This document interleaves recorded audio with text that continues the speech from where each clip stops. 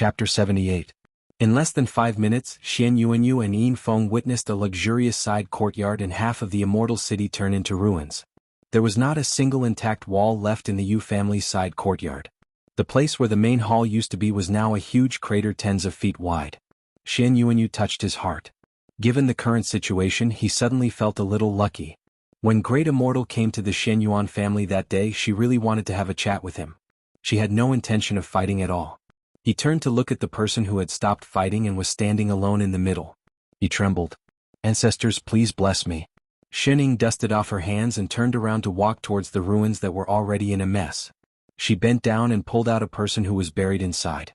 He was barely breathing and no longer looked human. She stepped on him and there was a faint sound of something cracking under her feet. Then she said in a low voice, "Tell me, where's my radish?" Yu Haiheng's consciousness had not returned yet. His whole body was in so much pain that he could barely feel anything. He only felt that something was rapidly flowing out of his body. In all his years as a soul formation cultivator, this was the first time he knew that someone could destroy his cultivation with just their fists. When he saw the impatient face in front of him again, fear rose in his heart. Was this really just a cultivator? After a long while, he realized that she was asking him a question. What radish? Who are you?" Xining frowned and became even more impatient. She still spoke in that lazy tone. "You made such a big fuss today. Don't tell me that you just wanted to capture a girl from my sect for a day trip. I didn't ask just now, but that doesn't mean I'm stupid. Where's the radish?" "I don't know any dash." Before he could finish, Xining exerted force with her foot.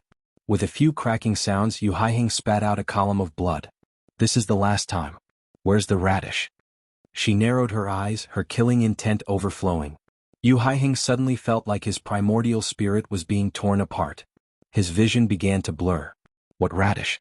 He didn't take any radish from her at all. Wait, could it be? His heart sank. A moment later, he seemed to think of something and spat out a few more mouthfuls of blood. He used all his strength to open the spirit beast bag by his side. As soon as he touched the seal, a green shadow flashed out of the bag. Gee. Radish crawled out and dove into Xin Ying's arms.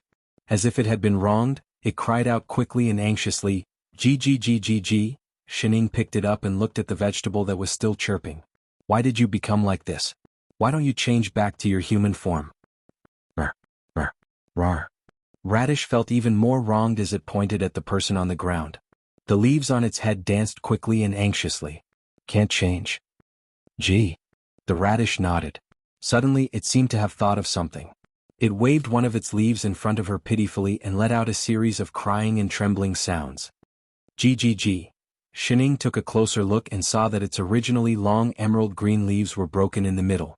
There was still green juice on the leaves. Injured. Is it painful? He glanced at the person at his feet. Was he the one who did it? G. He nodded. Her expression, which had just softened, immediately darkened again. She looked down at the person who was still trembling at her feet and turned to Xian Yuanyu, who had been watching the whole time. "Vegetable Patriarch, do you have a knife?" "Ha!" Xian Yuanyu, who was suddenly called out, stiffened. He looked at Yu Haiheng, who was lying on the ground on his last breath. Wasn't this person already crippled? Did he want to be chopped into pieces? Great Immortal, he's already like this. It's not good to use a knife, right? Ha! Murderous intent filled the air. Xian Yuanyu trembled and immediately straightened his back. He said righteously, Great Immortal, do you want a long knife, a short knife, a padao, a large ring-shaped knife or a zamadeo?" With that said, he waved his hand and a dozen different kinds of knives floated next to her. Everyone. What happened to being brothers? Xining randomly picked one and squatted down to look at the person on the ground. What else do you want?" Yu Haiheng's eyes widened as he looked at the knife in her hand in horror. I'm the patriarch of the Yu family. The debt just now belongs to Little Red. You even touched Radish. You have to pay the price. With that said, she reached out to grab his head. He became even more terrified. He seemed to be trying his best to avoid her hand, but he couldn't move even half a step. He could only scream, No, stop. Shut up. It's just shaving his head. Do you have to go this far? He screamed even louder. Just as Xin Ying's knife was about to land on his head, a white light suddenly flashed around him. The figure that was still crying just a moment ago suddenly disappeared. The knife fell to the ground with a thud. Xin Ying was stunned. She got up and looked around. She realized that not only Yu Haiheng, but the 5 Yu family traveling immortals who were lying on the ground had also disappeared. They're gone. What sorcery is this? Xian Yuanyu, who was closest to the knife, was also in a daze. She could actually escape under the great immortal's nose. What was even stranger was that even he did not feel any spirit chi fluctuations. What sorcery was this? Xining frowned and suddenly looked up. After a while she turned to the 2 girls and said, "I'm tired. Let's go home." "Yes, sect master." The 2 girls replied in unison and immediately followed behind Xining obediently. Their eyes were so bright that they seemed to be glowing. As expected of their sect master, she was still so mighty and domineering. Intersection. Oin Yuanfei chased after her reluctantly. "Miss Siyu." Siyu turned around and replied in a gentle voice, "Scram. Don't disturb me from worshipping sect master." "Oh." She timidly retreated behind Yin Feng. Yin Feng, who had been in a daze the whole time, Xian Yuanyu, who was experienced, Xining, why did Little Green's attitude change so quickly? He suddenly wanted to know what exactly she was talking about. By the time Xining brought the 2 girls back to the courtyard, it was already past midnight. I Ching and Lone Moon had also returned. When they heard the news, they wanted to go out to look for her, but they happened to bump into her at the door. "Master." I Ching quickly walked up to her. He looked her up and down before heaving a sigh of relief. Thank goodness she was not lost. "You came back from the Yu family? What exactly happened? Has it been resolved?" Lone Moon asked. Xining yawned. "I'm so sleepy. Ask them."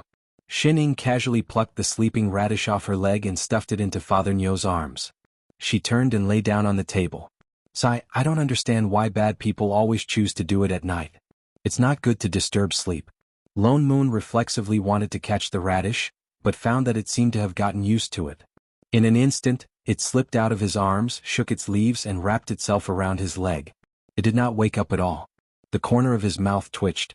Using his divine perception, he found that the radish's spirit chi had been reduced by 1/4. It seemed to have been forced back to its original form. Chapter 79. What happened? It's the Yu family. Yu Hong stepped forward. Thanks to the elixir that Xian Yuanyu had given her, her injuries had almost healed on the way back. She told him everything that had happened in the Yu family. In order to protect her, radish's leaves were shaved off by the Yu family's traveling immortals, causing it to revert to its original form. Because of this, its true form was exposed. "Are you saying that the Yu family's patriarch suddenly disappeared? They even brought along those traveling immortal elders." The more Lone Moon listened, the deeper his frown became. Yu Hong nodded. I Ching's expression darkened as well. The Yu family is the oldest of the 4 aristocratic families. Could it be that they really have some secret technique that no one else knows about that allowed them to escape from Master's sight? It didn't run by itself. Xining, who was lying on the table, suddenly interrupted. "Someone dragged it away." "Pull them away." Lone Moon paused. "You mean someone saved them?" "Oh, I don't know." She buried herself again. "The man didn't come out." Everyone's expression darkened. It seemed that the Yu family had many trump cards. Lone Moon scanned the disciples in the house and said in a low voice, "Everyone go and pack up tonight.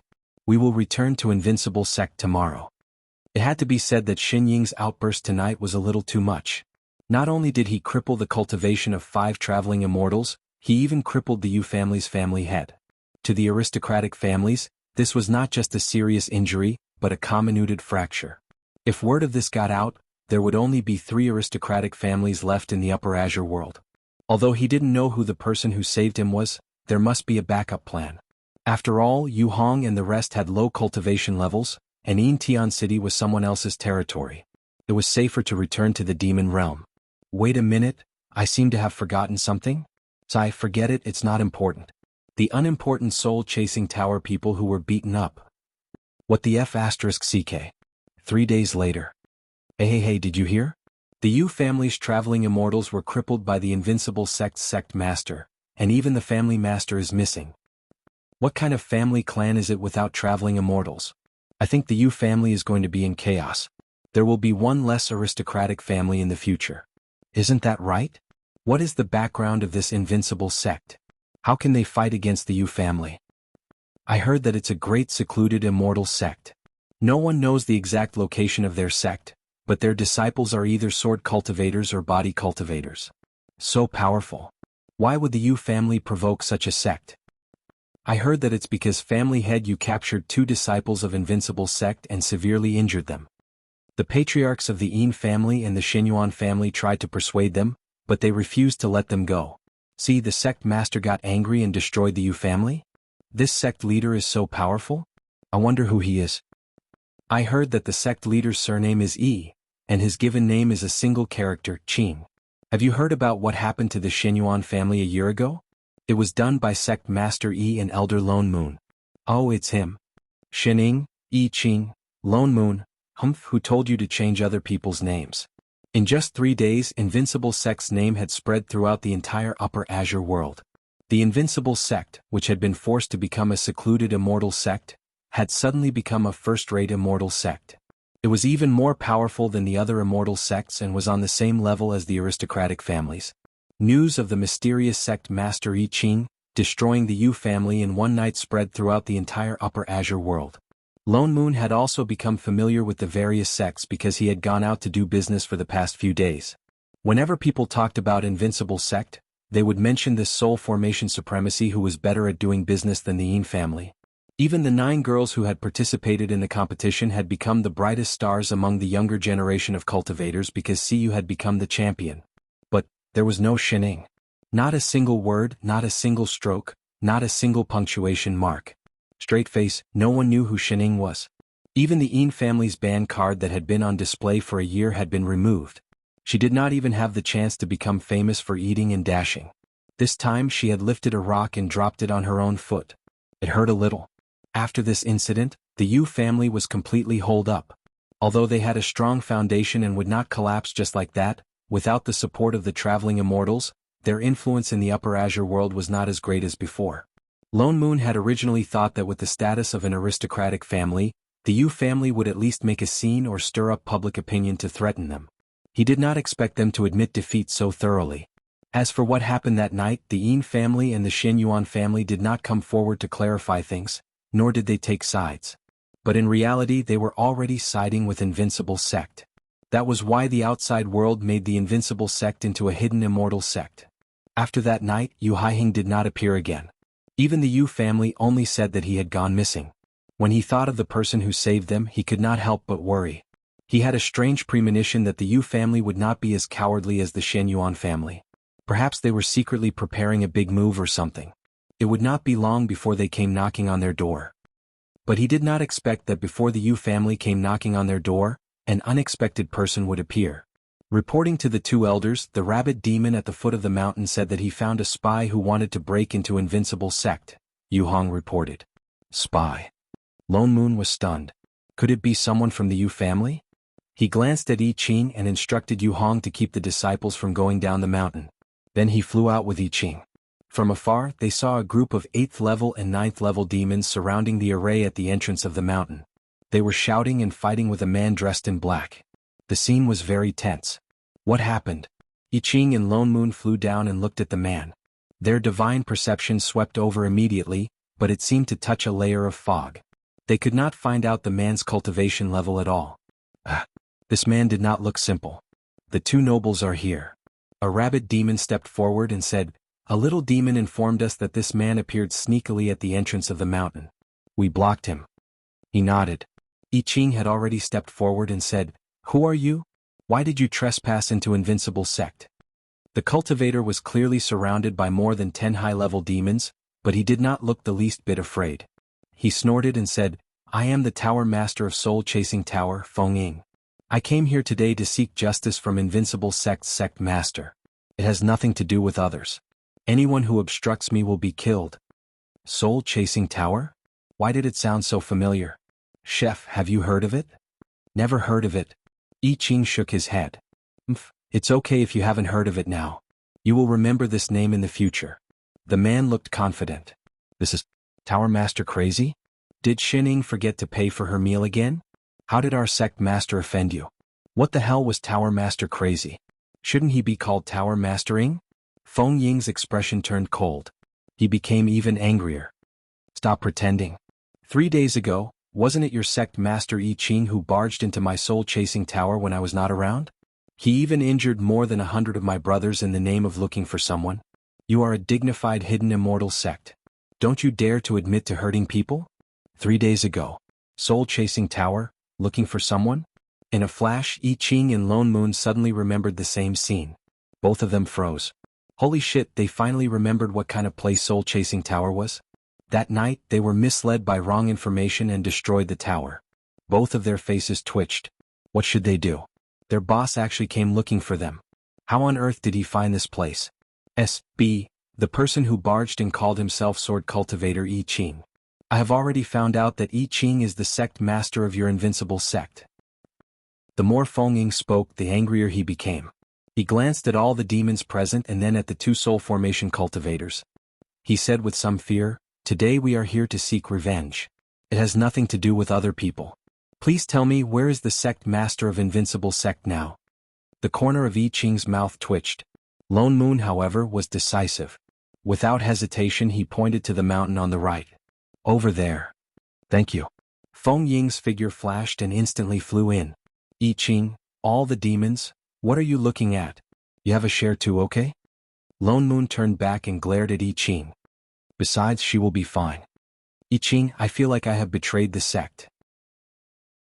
Chapter 80. Xining was watering radish. Ever since they returned from Tianyuan City, Radish had been hiding in the vegetable field, refusing to come out. Perhaps because of the trauma, its spirit chi had already recovered and its leaves had already grown back. Yet, it remained in the form of a radish and refused to change back to its human form. "Radish, why are you always hiding in the hole? Quickly change back to your human form," Xining advised earnestly as she watered it. "Gee. Indeed, little Missy still likes my peerless looks. If you don't change back to your human form, there won't be enough people to clean up." Radish felt an arrow shoot through its heart. Xining was about to say a few more words when she suddenly heard footsteps coming from afar. It's clearly this direction. Why can't I find anyone?" Feng Ying had been following the direction that Lone Moon had pointed. He had also sensed the aura of someone nearby, but he did not see anyone. He became even angrier. He did not think that a dignified sect master would also be such a secretive person. He immediately used his divine perception and said, "System, bring up the map of this place." He did not believe that he would not be able to find them. Ding. Invincible sect's map has been unlocked. Target found. 100 meters ahead is equivalent to about 330 feet. 330 feet? Feng Ying turned his head and scanned the spirit herb field in front of him 4 or 5 times, but did not find anyone. "Where is she? System, did you see wrongly? You're looking for me?" Xining could not help but ask. Oh. Feng Ying was shocked. Only then did he realize that standing among the spirit herbs was a dazed woman holding a water bottle. A woman. He was a little surprised. His expression darkened and he said loudly, "You're the sect master of invincible sect?" "Yes." Xining nodded honestly. "Who are you?" "Who am I?" He laughed coldly and said sarcastically, "Do you remember the name Soul-chasing Tower?" "I don't remember." Feng Ying stiffened as if he did not expect her to reply so directly. "Then you'd better remember this name from now on." The more he spoke, the angrier he became. "I'm the Tower Master of Soul-chasing Tower, Feng Ying. I'm here to demand an explanation for what happened 3 days ago." "What? You're still quibbling? You dare to say that the one who barged into Soul-chasing Tower 3 days ago and injured hundreds of my disciples for no reason was not you?" "No. You." He had never seen such a shameless person before. His chest felt stifled, and the more he spoke, the angrier he became.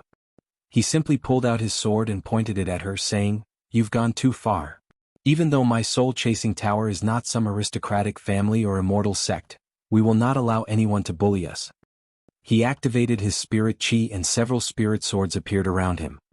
He pointed them at Xining and said, "Don't think that you can do whatever you want in the upper azure world just because you have a high cultivation level. I, Feng Ying, will seek justice today." Immediately after, he sent a voice transmission to the system. "System, help me choose a winning cultivation technique immediately and stimulate all my potential. Today I must teach this invincible sect master a lesson."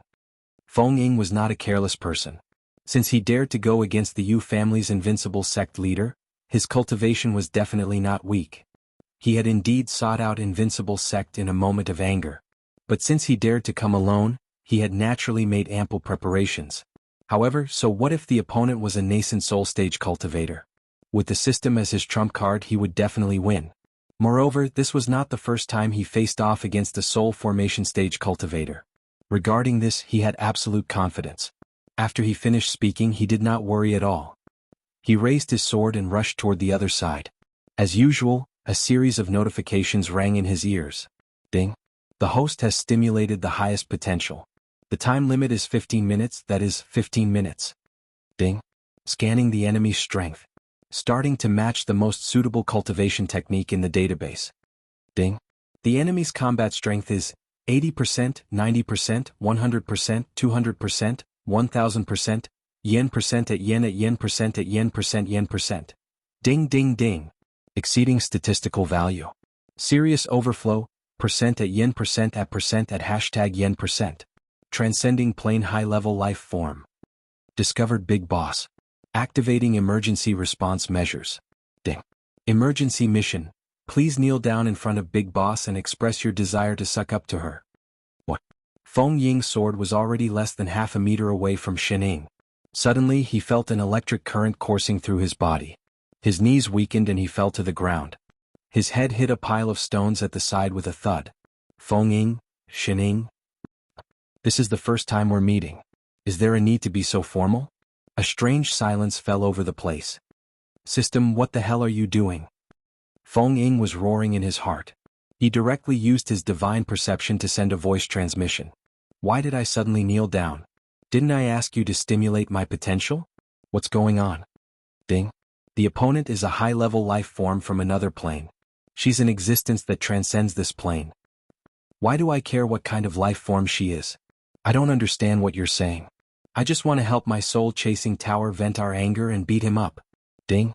The system's safety treaty states that the host is forbidden from acting impolitely towards an existence that is higher than this plane. In short, courting death. What do you mean? Are you saying that I can't beat her? Ding. In front of a high-level life form, the host is equivalent to trash. Impossible. Don't you have a lot of tools? No matter what, you can't lose. Ding. Hee hee, ding. Mandatory mission. Please leave a good impression on Big Boss. Express that the host is pure and harmless. If the mission fails, the punishment mechanism will be activated. What? You're asking me to please her? Impossible. She's the person who destroyed my soul-chasing tower. Ding. Please start the mission in 10 seconds. 8. Aren't you my system? Why are you helping an outsider? 6. 4. Hey, that?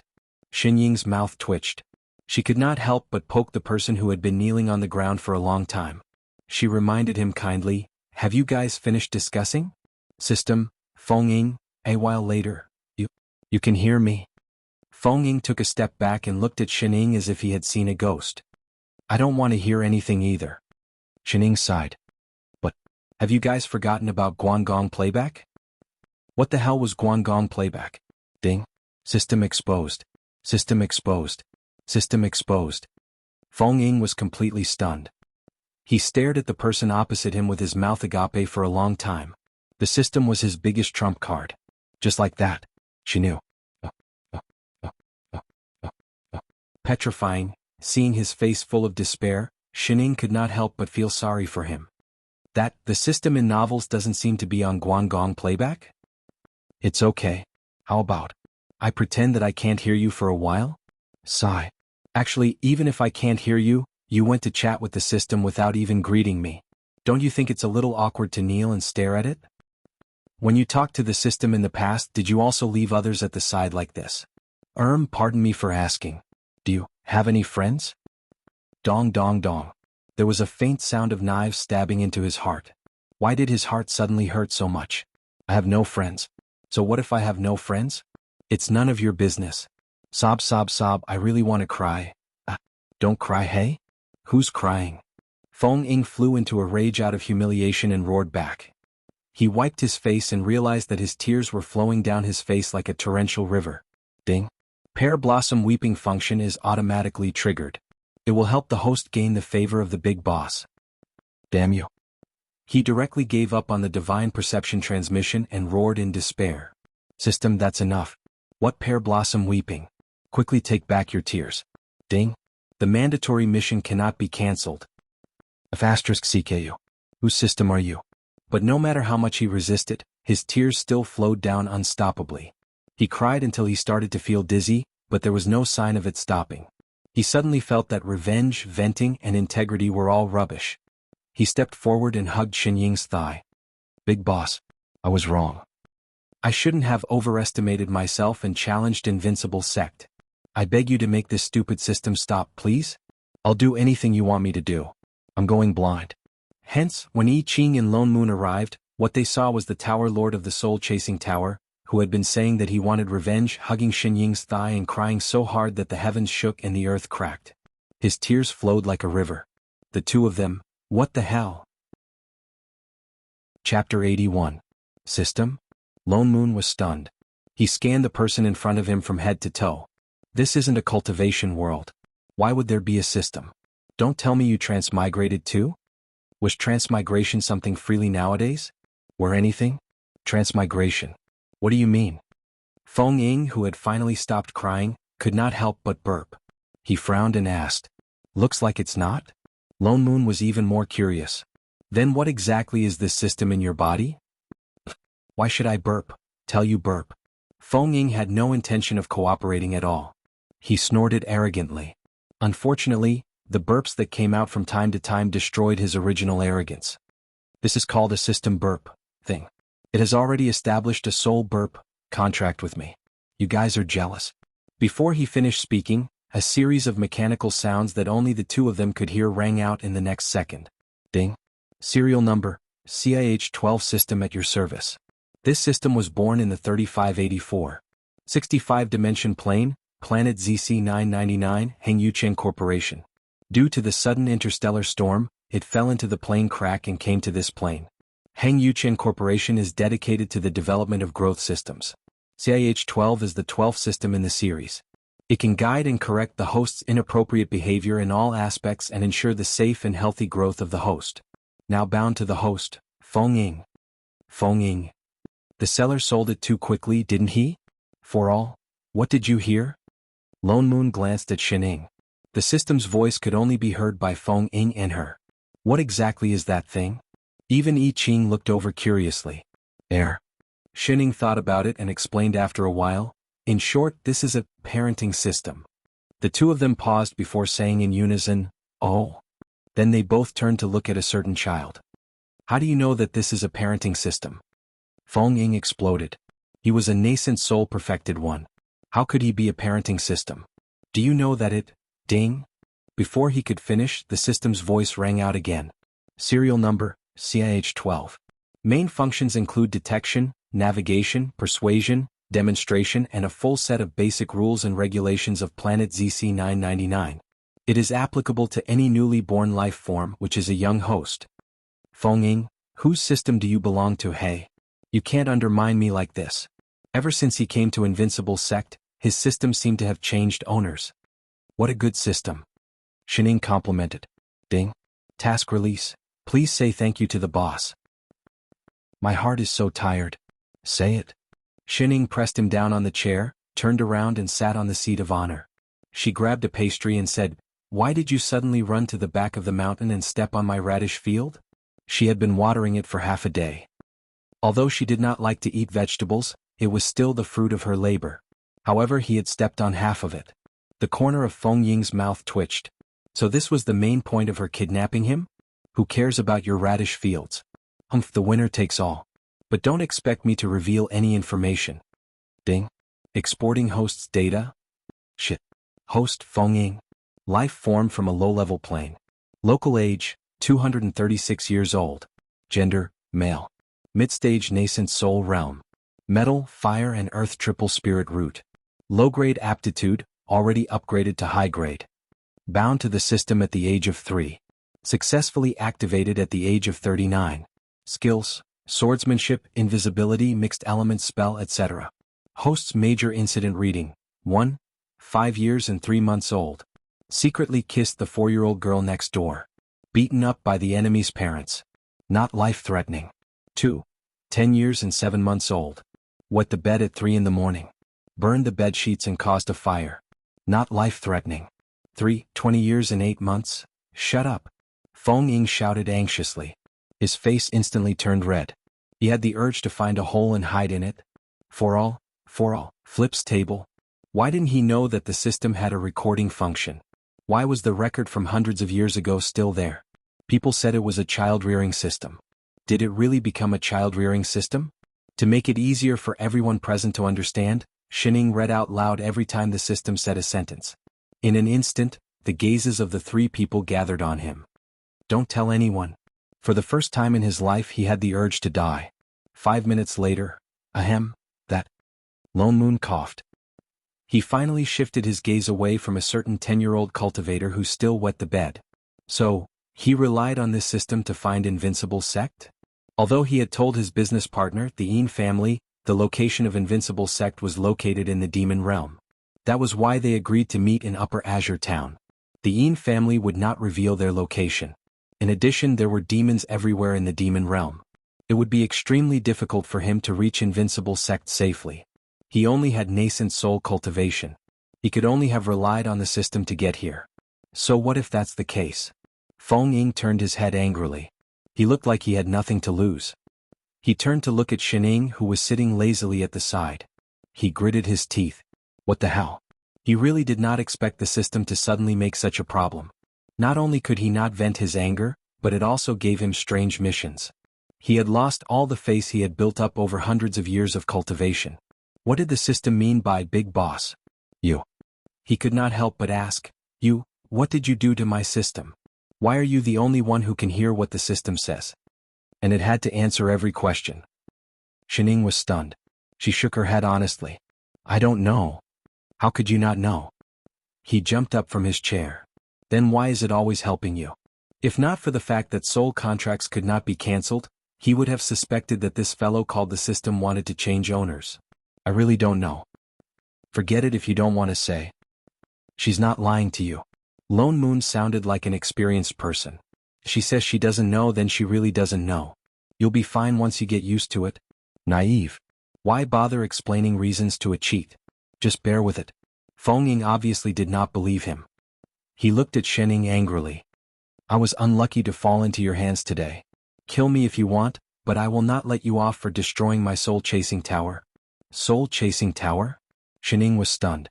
She subconsciously turned to look at the 2 people beside her. What does he mean? The 2 of them froze. Lone Moon, that? This person seems to be fine. Shining, you interrogate him first. I'll go and check on the disciples' cultivation. I Ching, it's almost noon.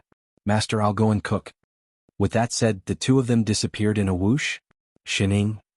Son of AB***. Why did that person call you Shining? Feng Ying was stunned. Aren't you the sect master of Invincible Sect I Ching? Do you have 2 names? The corner of Shinying's mouth twitched. She turned to look at him. Didn't you say that soul-chasing tower knows everything? Why are you asking me? Of course. His face was full of pride. I'm not bragging. As long as I want to, I can even find out what kind of underwear the masters of the 4 aristocratic families wear at night. Oh, then can you find out what kind of underwear they wear today? Chapter 82. Her spirit energy surged and there was a strange phenomenon. Shining was eating lunch. She had just picked up a piece of meat when suddenly the earth shook. Her hand trembled and the meat fell to the ground. What a pity, I Ching, who was beside her, calmly picked up another piece and put it in her bowl. What a good chef. Shining was just about to start eating when Lone Moon suddenly rushed in anxiously. Shining, did you see the movement just now? Earthquake? She tilted her head. What the hell? Lone Moon glared at her. Master, there is a lot of spirit chi in the east. I Ching looked to the right and explained in a low voice, it should be the birth of a rare treasure. That's right, and from the looks of it, it's not small. Lone Moon said excitedly, hurry up and pack up. We're going over now. Prepare for what? Shining looked up. Of course we're going over. Lone Moon answered habitually. When a rare treasure descends, no matter what it is, it will be ownerless. The earlier we get there, the better. Do we need those? Don't we? Do we? Lone Moon was stunned. A moment later he seemed to have thought of something. Shit. They really didn't need it. Apart from him and I Ching, the rest of the Invincible Sect were body cultivators. Body cultivators focused on tempering their bodies. Dharma weapons and spirit treasures were of no use to body cultivators. The only thing they could use was a small number of spirit herbs and elixirs, but that was only used when they were about to be beaten to death. And in the whole invincible sect, spirit herbs were the most abundant. There was a mountain of ready-made treasures in front of them, but they couldn't use any of them. This feeling, Lone Moon faintly felt as if a box of cold water had been poured over his head. His excitement disappeared completely. After working in Black Heaven sect for so long, he was used to snatching resources. Suddenly installing a cheat, it was really lonely. I'm hungry too. He directly sat down with the leftover rice in his bowl. His heart was full of unfairness. He glanced at a certain foodie beside him and could not help but say, "In the afternoon, you and the disciples in the sect harvest the radish, spirit herbs in the back mountain." As he spoke, he took out a note and handed it to her. "This is the list. According to the number on it, not a single one can be missing." "Pluck radishes?" Shining was stunned. "Should I ask Rabbit?" "No." Lone Moon glared at her coldly, interrupting her lazy thoughts. "They are demons, they carry demonic qi. This batch of radishes, Pui, these spirit herbs are to be given to the Xianyuan family to refine pills. They cannot be contaminated by demonic qi. You have to go." "So troublesome. Can I not pull it out?" "Not pulling?" His cold eyes swept over. "Do you think it's that easy to maintain the normal operations of a sect? If we don't pluck carrots, how are we going to get spirit stones? Are we spending a lot?" She didn't like shopping. "You still have the cheek to say that. Isn't it all your fault? Look at the entire Upper Azure world. No, which immortal sect in the entire Azure world is like us? 80% of the sect's expenses are spent on food. If they don't earn money, are they planning to just sit around and eat? The point is, if you're the only one eating, that's fine." He glanced around and then stared at his fangirls on both sides. "But what the hell are you doing eating with your entire sect? You're a sect master after all. Don't you know that eating is useless for their cultivation? We're all on the same side. It's not good for me to eat alone, right?" She looked up at the rice bowl in his hand. "Don't you eat every day too? All right, I won't argue with you about this." He took a deep breath and turned to point at Feng Ying on the right. "What's up with this fellow? Why is he still here?" And he was holding his usual rice bowl. "He's a guest." "Guest my ass. Wasn't he the tower master of Soul Chasing Tower? Go back to your Soul Chasing Tower. Why was he here freeloading for food? Didn't food cost spirit stones? What right did he have to occupy his seat and eat his portion?" Feng Ying snorted, completely ignoring Lone Moon's dissatisfaction. "Do you think I'm willing to stay in your lousy sect? Haha. Put down your bowl if you're unwilling. You still haven't given me an explanation about my Soul Chasing Tower?" Feng Ying slammed the table and stood up. He said righteously, "Elder Lone Moon, I spent half my life building Soul Chasing Tower. You destroyed it just like that. Now that things have come to a head, all you have to do is say that you found the wrong person to save someone? Anyway, I don't care. Either you compensate me for my Soul Chasing Tower or you kill me now. Otherwise, I won't leave. You're in the right to steal my rice bowl." The anger in Lone Moon's eyes was about to spit out, but he turned cold in an instant. He was so calm that it was strange. Suddenly he lifted the corner of his mouth and smiled slowly at Feng Ying, like a spring breeze. Shining and I Ching both trembled. Father Nyo only smiled so scary when he was tricking people. "Tower mastering is right. This matter is indeed our mistake. We should give you an explanation." His smile became more and more amiable. He was in his professional mode. "Humph, at least you know what's good for you. Don't worry, Tower Master. Leave the rebuilding of Soul Chasing Tower to Invincible Sect," he said confidently. "My Invincible Sect is recognized by all the other sects as a great hidden immortal sect. We can still afford this amount of spirit stones. Not only that, we will compensate you with some supreme-grade spirit stones. What do you think?" "Really?" Feng Ying's eyes brightened. He looked at him suspiciously. "You're not lying to me, are you? You won't regret it." "Why would I, Nyo? I, Lone Moon, am also an elder of a sect. I will do what I say." He smiled until his eyes became slits. He stepped forward and patted Feng Ying's shoulder. With a sincere expression he said, "To be honest, I have long heard of Soul Chasing Tower's reputation. Tower Master, you can build an information network that is bigger than the aristocratic families in just 100 years. I really admire you." Of course. Speaking of his profession, Feng Ying's face was full of pride. You don't even know how much effort I put into this. I'm not bragging, but soul-chasing tower is not inferior to first-rate immortal sections. Of course. Lone Moon nodded repeatedly. But unfortunately, although Soul-Chasing Tower knows everything about the Upper Azure world, it still lacks information about the Middle Azure world and the Lower Azure world. Can't be said to be perfect. Tower Master, why don't you just fill in this missing piece? By then, Soul-Chasing Tower will not only be a first-rate immortal sect, but it can even surpass the aristocratic families. Feng Ying frowned. I have thought of this before, but people who are not at the soul formation stage cannot travel freely between the three Azure worlds.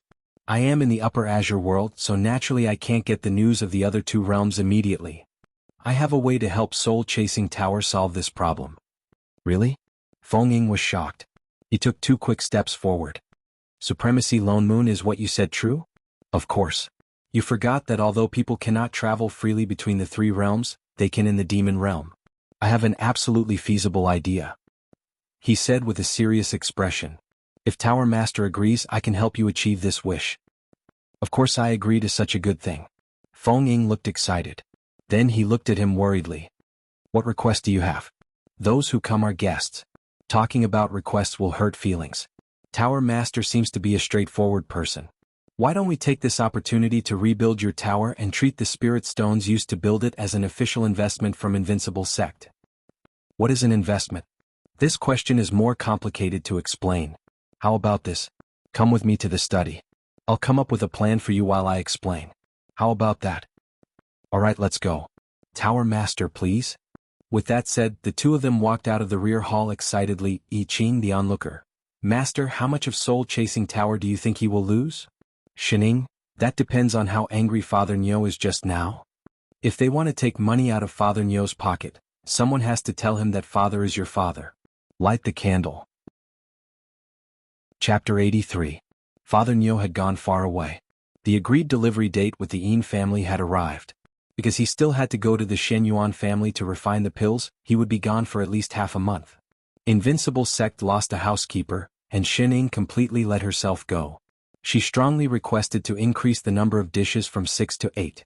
She had just decided to discuss with Chef about the issue of employment for supper and afternoon tea. Yu Hong suddenly rushed in and handed over a white paper crane. Sect Master, I just found this in the front hall. What's this? Shining took it curiously. The paper crane suddenly flapped its wings and flew towards Yi Qing, circling around him. It's a messenger paper crane. It looks like it's for me. Yi Qing reached out and the paper crane landed in his hand. He looked at it carefully. The pattern on this crane should be from Clearheart Sect. He conjured a seal and the paper crane instantly turned into a white light. It formed a palm-sized battle character in the air, with a faint murderous intent. It's a battle invitation, Yu Hong exclaimed. The next moment, a male voice sounded. I heard that Sect Master Yi Qing of Invincible Sect has outstanding immortal techniques and fought against the Yu family patriarch. Fei Yeshu of Clearheart Sect admires you and sincerely invites you to a battle. In the vast immortal path, the strong are respected. Do you dare to accept my challenge? The moment he finished speaking, the white light formed another small line of words, which wrote the location and time. Shining, Yi Qing, Yu Hong. So, was she challenging the Sect Master or Yi Qing? Master, I'll go. Yi Qing's expression darkened. He stepped forward and said, the place of challenge is only a day's journey away. I'm confident that I can win. But, Master was the one who defeated the Yu family that day.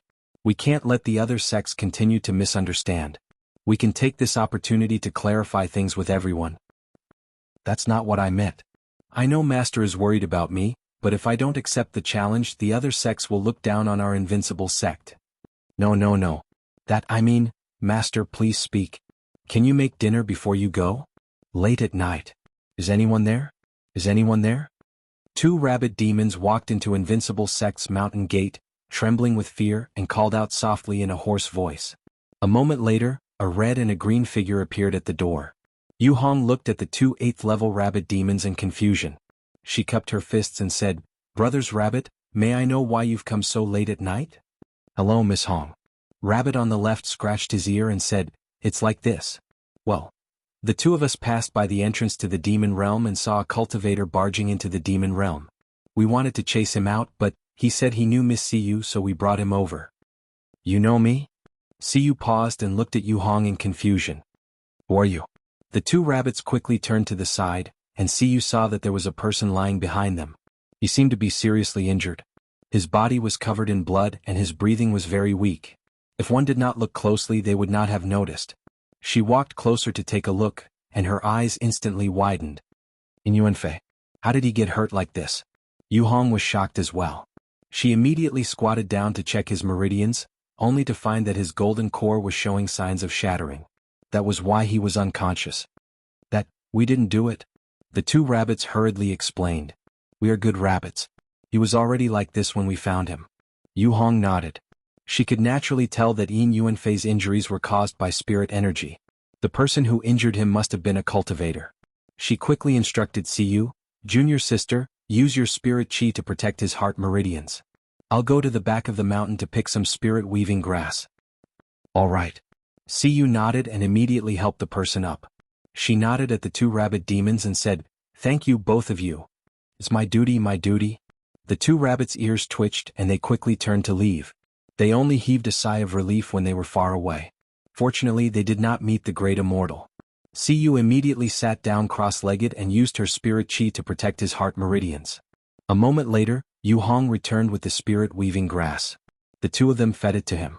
Only then did his cracked golden core begin to slowly repair itself. In less than a minute, his eyes moved and he woke up. Siyu. A look of joy appeared on his face. Suddenly, he thought of something. This is Invincible Sect? Siyu, quick, bring me to see the great immortal. Bring me to see her quickly. Sect Master? Siyu paused. Why do you want to see the Sect Master? Why are you covered in injuries? My father, the patriarchs of the Yin family, the Yi family, and the Shen Yuan family, as well as the traveling immortal granduncles, are all trapped in the Immortal Ascension Pagoda. Only the great immortal can save them. Yin Yuanfei looked anxious. What Immortal Ascension Pagoda? Yu Hong and Siyu were confused. Who in the Upper Azure world has the ability to trap the patriarchs of the three aristocratic families and the traveling immortals at the same time? It's the Yu family. Before he could finish speaking, a man's voice sounded. The array in front of them suddenly lit up. A moment later, more than 10 figures appeared in front of them. Yu Haiheng! Yu Hong exclaimed. She took a step back and looked at the man in the center of the array in disbelief. Yu Haiheng laughed coldly. I didn't think that you two lowly human cauldrons would recognize me. Yu Hong and Siyu's hearts sank. Suddenly, a water shadow flashed before his eyes and a high-level soul confusion array formed. The menacing soul formation cultivators pounced on empty air. The few of them disappeared. Let's go. The soul confusion array won't hold them for long. Feng Ying looked at the people in front of him who were attacking randomly. He turned and picked up the three of them and flew towards the top of the mountain. The commotion at the bottom of the mountain woke the other 6 people up. They all ran out to check. Senior sister, what happened? They surrounded Yu Hong and the others who had just flown back. Yu family master brought more than 10 soul formation cultivators here. Feng Ying explained. He turned and walked towards the side hall. I'll go get Shening. As soon as he said that, the faces of the girls, who had been looking worried just a moment ago, changed. They suddenly stood in front of him and said in unison, No. What? Feng Ying looked confused. We can't defeat those soul formation cultivators. Isn't she very strong? It's late now. She must be asleep. We can't disturb Sect Master's sleep. You still care about this now? Feng Ying felt that these people were crazy. This is the sect rule. They looked determined. The first rule of Invincible Sect. No one is allowed to disturb Sect Master's sleep. Anyone who disobeys will bear the consequences. What bullsh** T sect rule? Elder I Ching said that no one is allowed to violate this rule under any circumstances. Even if the sky falls. I'm not a member of your Invincible Sect. Get out of my way. Feng Ying was a little irritated. No means no. You, Ding. Random mission. Host, please protect Big Boss's sect alone. Damn. Chapter 84. Feng Ying felt that ever since he came to Invincible Sect, the system must have gone mad. What did it mean to guard the sect alone? If he had that ability, would he have needed to set up the soul confusion array just now? He could deal with 1 or 2 soul formation cultivators, but 15 soul formation cultivators? This was not guarding, this was asking for death. No way. What right did he have to go? The enemy was right in front of them and Xin Ying, the sect master, was sleeping. How could he, a person who came to collect a debt, help them? He refused to accept this mission. Refused. No matter what, he had to wake them up. He was about to ignore the crowd and force his way into the side hall to call for help, but it was too late. There was a rumbling sound from the foot of the mountain. The next moment, Yu Haiheng led the group of soul formation cultivators to the square in front of them. The legendary soul-chasing tower master is indeed capable. Yu Haiheng laughed coldly and stepped forward. You can set up the soul confusion array with just your nascent soul cultivation. It's a pity that this array can only trap us for a while but not forever. You can't escape death in the end. Yu Haiheng. Yu Hong glared at him and said in a low voice, "How dare you barge into my invincible sect? Aren't you afraid that our sect master will beat you up again?" Ha ha ha. He suddenly laughed. "Do you really think I'm a fool?" He calmly brushed the sword in his hand and said, "I Ching, that demoness has already been lured out by the battle invitation I sent out. Even that person called Lone Moon is probably locked in the Immortal Ascension Pagoda with the others. Since we dared to barge in, we naturally made sufficient preparations." Feng Ying's face paled and he turned to look at the crowd in surprise. Was Shining really not here? Was that why they didn't let him in to call for help? Who said our sect master is not here? Yu Hong also looked confused. The one who accepted the challenge was Elder I Ching. What did it have to do with the sect master? You don't have to bluff. Yu Haiheng seemed to have exhausted his patience. He waved at the crowd behind him and said, "She's not here now. Even if she finds out about this in the future, as long as she dares to come to the Yu family for revenge, she will still be trapped in the pagoda. Today none of you can escape." After that, a dozen or so soul formation cultivators immediately swarmed forward, and all kinds of spells covered the sky and covered the earth. "Retreat!" Feng Ying shouted and set up a defensive formation at the last minute. He gritted his teeth and charged forward. He braced himself and faced 7 or 8 soul formation cultivators. Yu Hong and Siyu rushed in as well. There were simply too many people on the other side. Even if it was a one-on-one battle, they wouldn't be able to gain any advantage. Some of the Foundation establishment disciples in particular, collapsed to the ground after being swept by the other party's aura. In the end, only Yu Hong and Siyu managed to hold on. Feng Ying had almost used up all of the system's potential and forcibly raised his cultivation level to the late stage of soul formation. He had used all the help that the system could give him, but he could only hold back 7 or 8 people. At the same time he had to take care of Yu Hong and Siyu. He would not be able to hold on for long. Sure enough, in less than a quarter of an hour, a cultivator summoned a sky full of swords and stabbed them down. Seeing that the people behind him could not withstand a single blow, he had no choice but to retreat. He shouted to Yu Hong and Siyu, "Get back into the array." Unfortunately, it was too late. The two of them could not even make it back in time. Siyu's body had been through the golden core lightning tribulation, so she was fine. With a sweep of her fist, she deflected the sword rain that was shooting towards her. Yu Hong, on the other hand, did not have it so easy. One by one, the spirit swords cut countless wounds on her body. Blood flowed like a fountain. "Senior sister." Fortunately, Siyu reacted quickly. She turned and ran to her side, deflecting a few fatal swords. Yu Haiheng, who had been watching the battle, frowned. His expression darkened. Suddenly he conjured a seal with both hands. In an instant, white wind blades attacked the two of them. They were even denser than the sword rain from before. "Be careful." The sword in Feng Ying's hand flew out and circled around the two of them, deflecting the wind blades in time. "You've recovered your cultivation level." Yu Hong looked at Yu Haiheng in disbelief. His cultivation level had clearly been destroyed by the sect master that day. How was this possible? "That's right." Yu Haiheng smiled proudly. "My Yu family has the protection of our ancestors. What's a small matter like recovering my cultivation level? You'd better surrender obediently. Maybe I'll leave your corpses intact." "Don't even think about it." Yu Hong gripped the sword in her hand tightly. Invincible sect would only fight to the death, not surrender. You overestimate yourself." Yu Haiheng did not hold back anymore. He joined the battle. Unlike the other soul formation cultivators who were charging towards Feng Ying, his wind blades were all aimed at Siyu and Yu Hong as if he wanted to kill them. Feng Ying was furious and anxious. However, he had to deal with the soul formation cultivator and protect the younger ones behind him. He could not leave at all. "System, help me. Is there anything else that can stimulate one's potential? If this goes on, we won't be able to win." Ding. Countdown to stimulating one's potential. 5 minutes. Flips the table. For all, why was there still a countdown in such a situation? Did it include the time taken to escape just now? Did it have to be like this? Yu Haiheng's wind blades were already right in front of the two of them. Siyu had no choice but to take it head-on. She punched out at the wind blades, but there were bound to be some that missed. Even though her body had been tempered with heavenly lightning, she could not block the wind blades formed from spirit chi. Every now and then flesh and blood flew. Yu Haiheng's smile became even more sinister, as if he was playing with them. Suddenly he summoned a wind blade as tall as a human and attacked the two of them. Siyu was shocked. She could not take it head-on.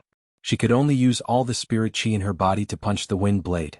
However, it only managed to cause the wind blade to deviate slightly. The wind blade brushed past the two of them and flew to the left. Seeing that it was about to hit the side of the palace, Siyu's face turned pale. Suddenly she chased after it and punched the wind blade again.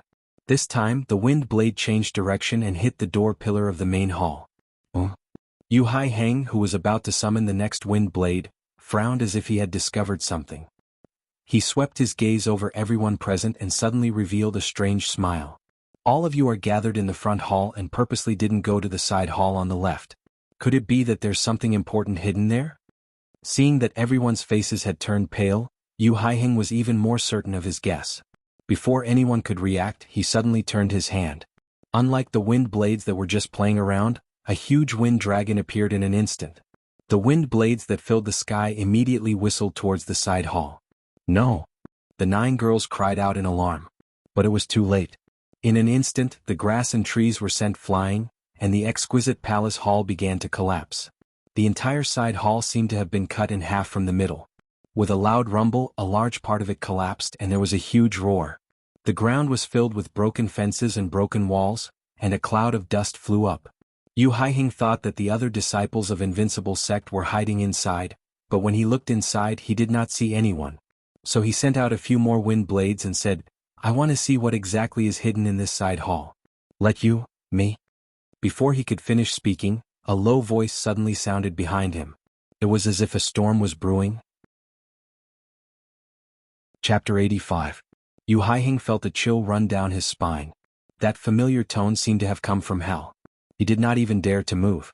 There was nothing there, but he felt as if something was pressing down on him. He forgot how to breathe for a moment. After a while, he turned his head stiffly and his eyes widened. Xining was only wearing a white inner garment, which was stained with sawdust. Her face was as black as the bottom of a pot, and her eyes were narrowed into slits. She was clearly a frail figure, but her entire body exuded an aura that made one tremble in fear. It was as if the coldness of hell was seeping out, and was drilling into their hearts bit by bit. There seemed to be something burning behind her. The scene became eerily quiet. Everyone looked at the person who had suddenly appeared and subconsciously held their breath, the hair on their bodies standing on end. She said word by word, "It's the middle of the night. Why are you so noisy?" Yu Haiheng's eyes widened in disbelief. "No, this is impossible. Why is she here? Didn't she accept the challenge and go to Fangshao City?" Fei Yeshu of Mingxin sect said that he saw her. "Why is she here? Why are you?" Before he could finish speaking, he felt his collar tighten. A familiar sense of dizziness came over him. The next moment he felt pain all over his body. His meridians suddenly exploded and the ground rumbled. Xin Ying's entire body seemed to be on fire. She grabbed the person beside her and smashed him into the ground. The entire Invincible Sect shook. In a moment, the sound of someone smashing the ground and her furious scolding could be heard. "Who told you to be noisy? Who told you to be noisy? Who told you to be noisy?" Again and again and again, "Master." Some soul formation cultivators reacted and wanted to go forward to save them, but found that it was completely useless. Moreover, they were directly engulfed by Xin Ying's violent anger. She did not seem to know what she was holding in her hand. She rushed forward and smashed the person in her hand. It was as if she was smashing a mole. One hammer after another. More than 10 soul formation cultivators were smashed into the ground. They could not be dug out. And the hammer in her hand was the Yu family master. In less than 5 minutes, more than 10 soul formation cultivators who wanted to destroy the entire Invincible Sect were all destroyed. Feng Ying, Yu Hong, Siyu. All the disciples, so scary. She finally understood why the first rule of Invincible Sect was not to disturb her sleep. No one could bear the consequences. 5 minutes later, Shining. Seeing that she had finally stopped whack-a-mole and was standing motionless on the spot, Feng Ying could not help but call out to her, "Luckily you made it in time." Before he could finish speaking, Shining turned around abruptly. Instantly, a murderous aura filled the air. Like a flood breaking through a dam, it rushed toward him. Feng Ying was shocked and his heart sank. Are you all right? Wait, what are you doing?" She suddenly walked towards him step by step, her murderous aura increasing. "Wait. I'm Feng Ying." As if she hadn't heard anything, she continued to approach step by step. Ding. Warning. Warning.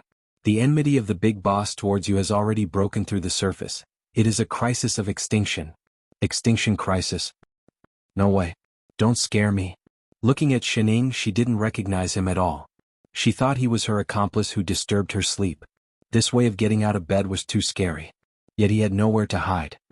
Wait. Shining, don't be rash. Wake up and see who I am. Shining. Sect Master. Big Boss. Shining continued to approach him as if she hadn't heard anything. He had nowhere to retreat. With a thud, he hit the wall. The system in his mind sounded a crazy warning. Just as she was about to grab his collar like how she grabbed Yu Haihing, his heart was instantly filled with despair. It's over. Sect Master. A female voice sounded from the side. Yu Hong suddenly held a plate and cut in from the side. There was a leftover bun on it. Elder Yi Qing prepared a midnight snack. Do you want to eat it? Xin Ying's hand paused. She lowered her head and stared at the bun on the plate. Instantly, her murderous aura disappeared. She grabbed the bun and finished it in a few mouthfuls. Then she turned and walked towards the ruins of the side hall. She walked all the way to the bed, lifted the blanket and lay down. In a short while, the sound of snoring could be heard. Everyone. So she hadn't woken up at all just now.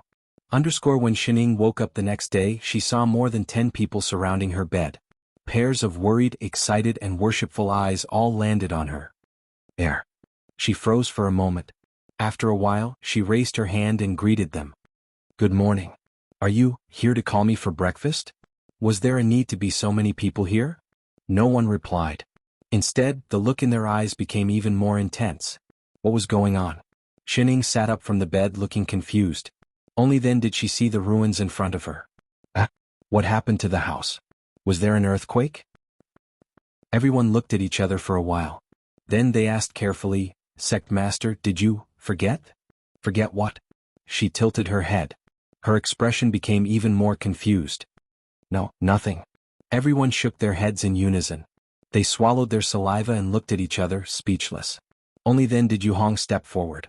She looked at Shining and said, Sect Master, last night the head of the Yu family brought more than 10 soul formation cultivators up the mountain. We got into a fight. That's why this place. Oh. Shining nodded. Has it been settled? It's settled. Not bad. Shining complimented them. You guys are quite impressive. Everyone. Their hearts felt stifled.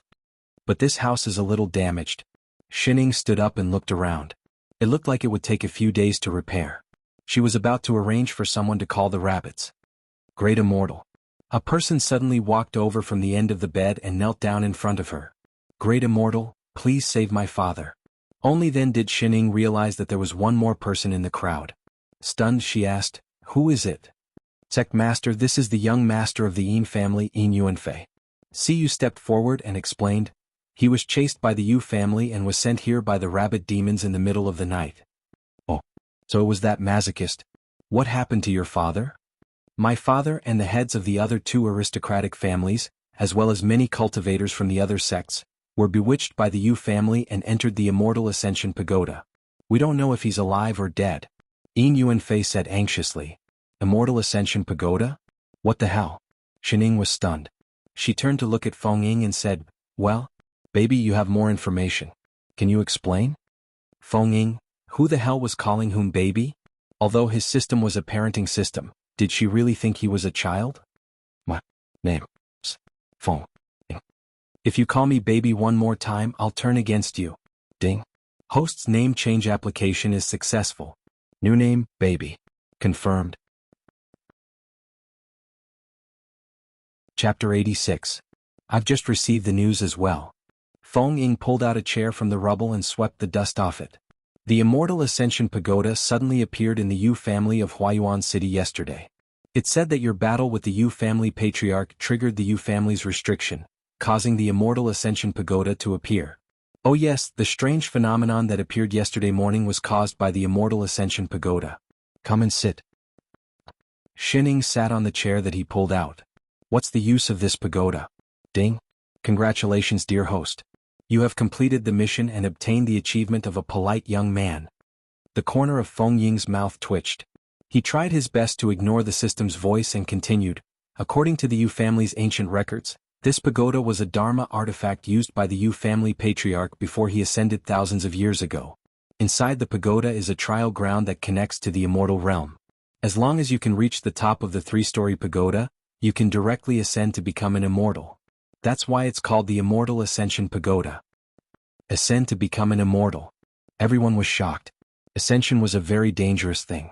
There were so many soul formation cultivators in the Upper Azure world, many of whom were at the perfected soul formation stage. However, none of them dared to casually trigger the Ascension Lightning Tribulation. They were afraid that they would be struck by lightning if they failed. Those itinerant immortals were the best example. The fact that the Yu family had such a pagoda would drive all the cultivators in the Upper Azure world crazy. According to the news from the Soul Chasing Tower, the Yu family has indeed become the most popular aristocratic family in the Upper Azure world because of the Immortal Ascension Pagoda. Everyone is fighting to build a good relationship with the Yu family because they want to know more about the Immortal Ascension Pagoda. Feng Ying continued to explain, the Yu family knows that they cannot monopolize it. Since the patriarch is missing, the elders of the Yu family invited mighty cultivators from the other 3 aristocratic families to enter the pagoda first. My father and the various great-uncles in the family are the first group to enter the pagoda, Yin Yuanfei said in a low voice. Shining nodded. Then how do you know that something has happened to them? And how do you know that this is the Yu family's plot? It's a life token. He took out a square tablet from his robe. Other than a small white piece in the upper right corner, the rest of the tablet was pitch black. My Yin family is a business, and we often help cultivators sell rare and precious treasures. In order to prevent people from murdering us and stealing our treasures, every member of our family has a life tablet like this. If it turns black, it means that something has happened to the other party, and their lives are in danger. Yin Yuanfei continued to raise the life tablet high and said, not long after father entered the pagoda, it became like this. This is clearly a sign that his life is at stake. Moreover, it wasn't just him. Before entering the tower, my father also set up one for the people from the other 2 families just in case. He told me to always pay attention to any changes. Just last night, everyone's life tablet was either shattered or turned into such a state. No matter how dangerous the tower is, it's impossible for so many people to. In other words, everyone who entered the pagoda was in trouble. Shining frowned. This was a little troublesome. Turning to look at everyone, he asked, where's Father Nyo? Sect Master, you've forgotten. Yu Hong stepped forward and replied, Elder Lone Moon went to the Yin family. And from what Yu Haihing said last night, it seems like he has also entered the pagoda. Father Nyo is also trapped in the pagoda? Dozens of traveling immortals from the 3 aristocratic families did not make it out. Feng Ying shook his head and said, then Supremacy Lone Moon is probably in trouble. So troublesome. Shining scratched her head. Why did someone as smart as Father Nyo enter the pagoda? What should she do? Should she go and save him? She had not eaten breakfast. She looked around but did not see any familiar figures. Where's Chef? Didn't he say he would only be out for a day? Yu Hong shook her head. Eldery is not back yet. Everyone is talking about the other senior sword cultivator in your sect. Yin Yuanfei suddenly seemed to recall something. I met him on the way here. Senior heard about this and has already gone to the Immortal Ascension Pagoda to save people. He even specially asked me to invite Great Immortal. He was the one who told me the location of your sect. I'm afraid he has already arrived. Great Immortal. At Great Immortal? Where's Great Immortal? He turned around and found that Shining, who had been listening to the conversation lazily, had already disappeared. Everyone, a while later, Senior Sister Hong, did Sect Master leave alone just now? I guess so. After all, this concerns Elder E. There were many other people present. But Sect Master would get lost in the back hall. Can she find the Immortal Ascension Pagoda? Yu Hong, Feng Ying, everyone, Suddenly they were extremely worried about the future of the sect. I Ching rushed to the Yu family last night. The Immortal Ascension Pagoda towered into the clouds. There were 3 levels in total and it was surrounded by thick immortal qi. It was even thicker than the immortal qi he saw in the ancient immortal palace. The strange thing was that the Yu family did not send anyone to guard the pagoda and allowed cultivators to enter. He was anxious to save people and did not think too much about it. He directly entered the pagoda. It was pitch black inside the pagoda. He could not see a second figure entering the pagoda. Unlike the immortal qi outside, the inside was filled with yin qi. From time to time, the yin qi would materialize and attack the people entering the pagoda. As I Ching dispersed the strange aura, he carefully pondered over the mystery of this pagoda. After spending 6 hours and using up most of his spiritual power, he finally grasped some patterns and found a flaw in his surroundings. He broke through the darkness and his eyes lit up. He took a closer look and realized that he was in a spacious stone room. The floor was filled with cultivators who had just entered the pagoda. However, they seemed to have fallen into some kind of illusion. Their faces were filled with pain and they could not wake up. The darkness he saw just now was a mental demon tribulation.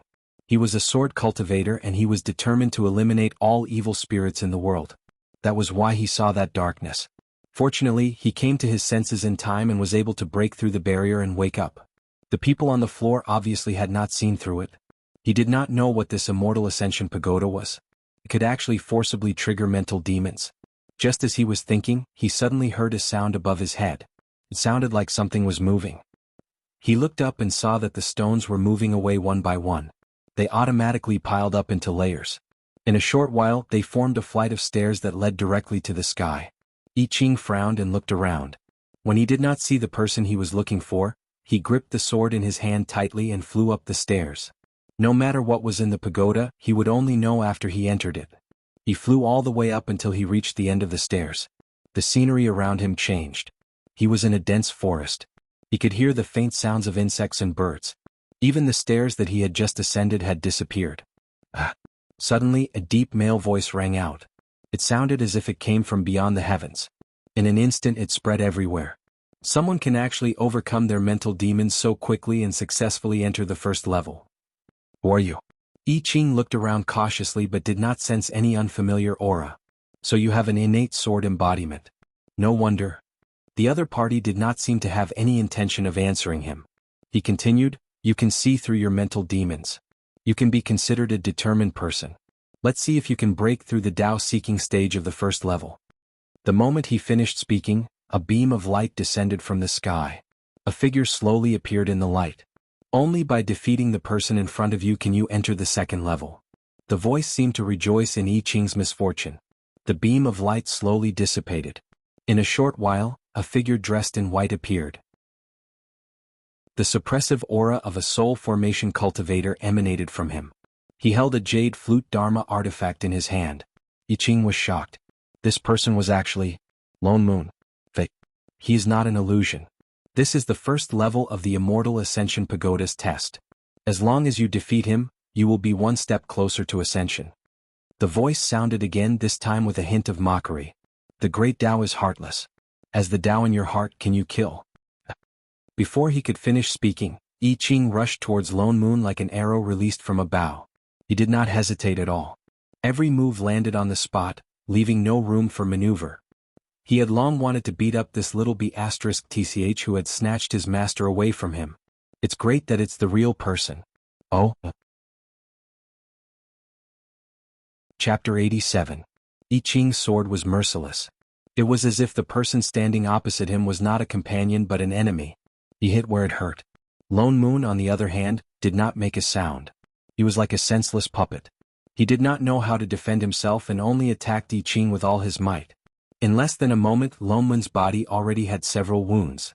But even though he was forced into a desperate situation, his eyes were still unfocused. Even his expression did not change.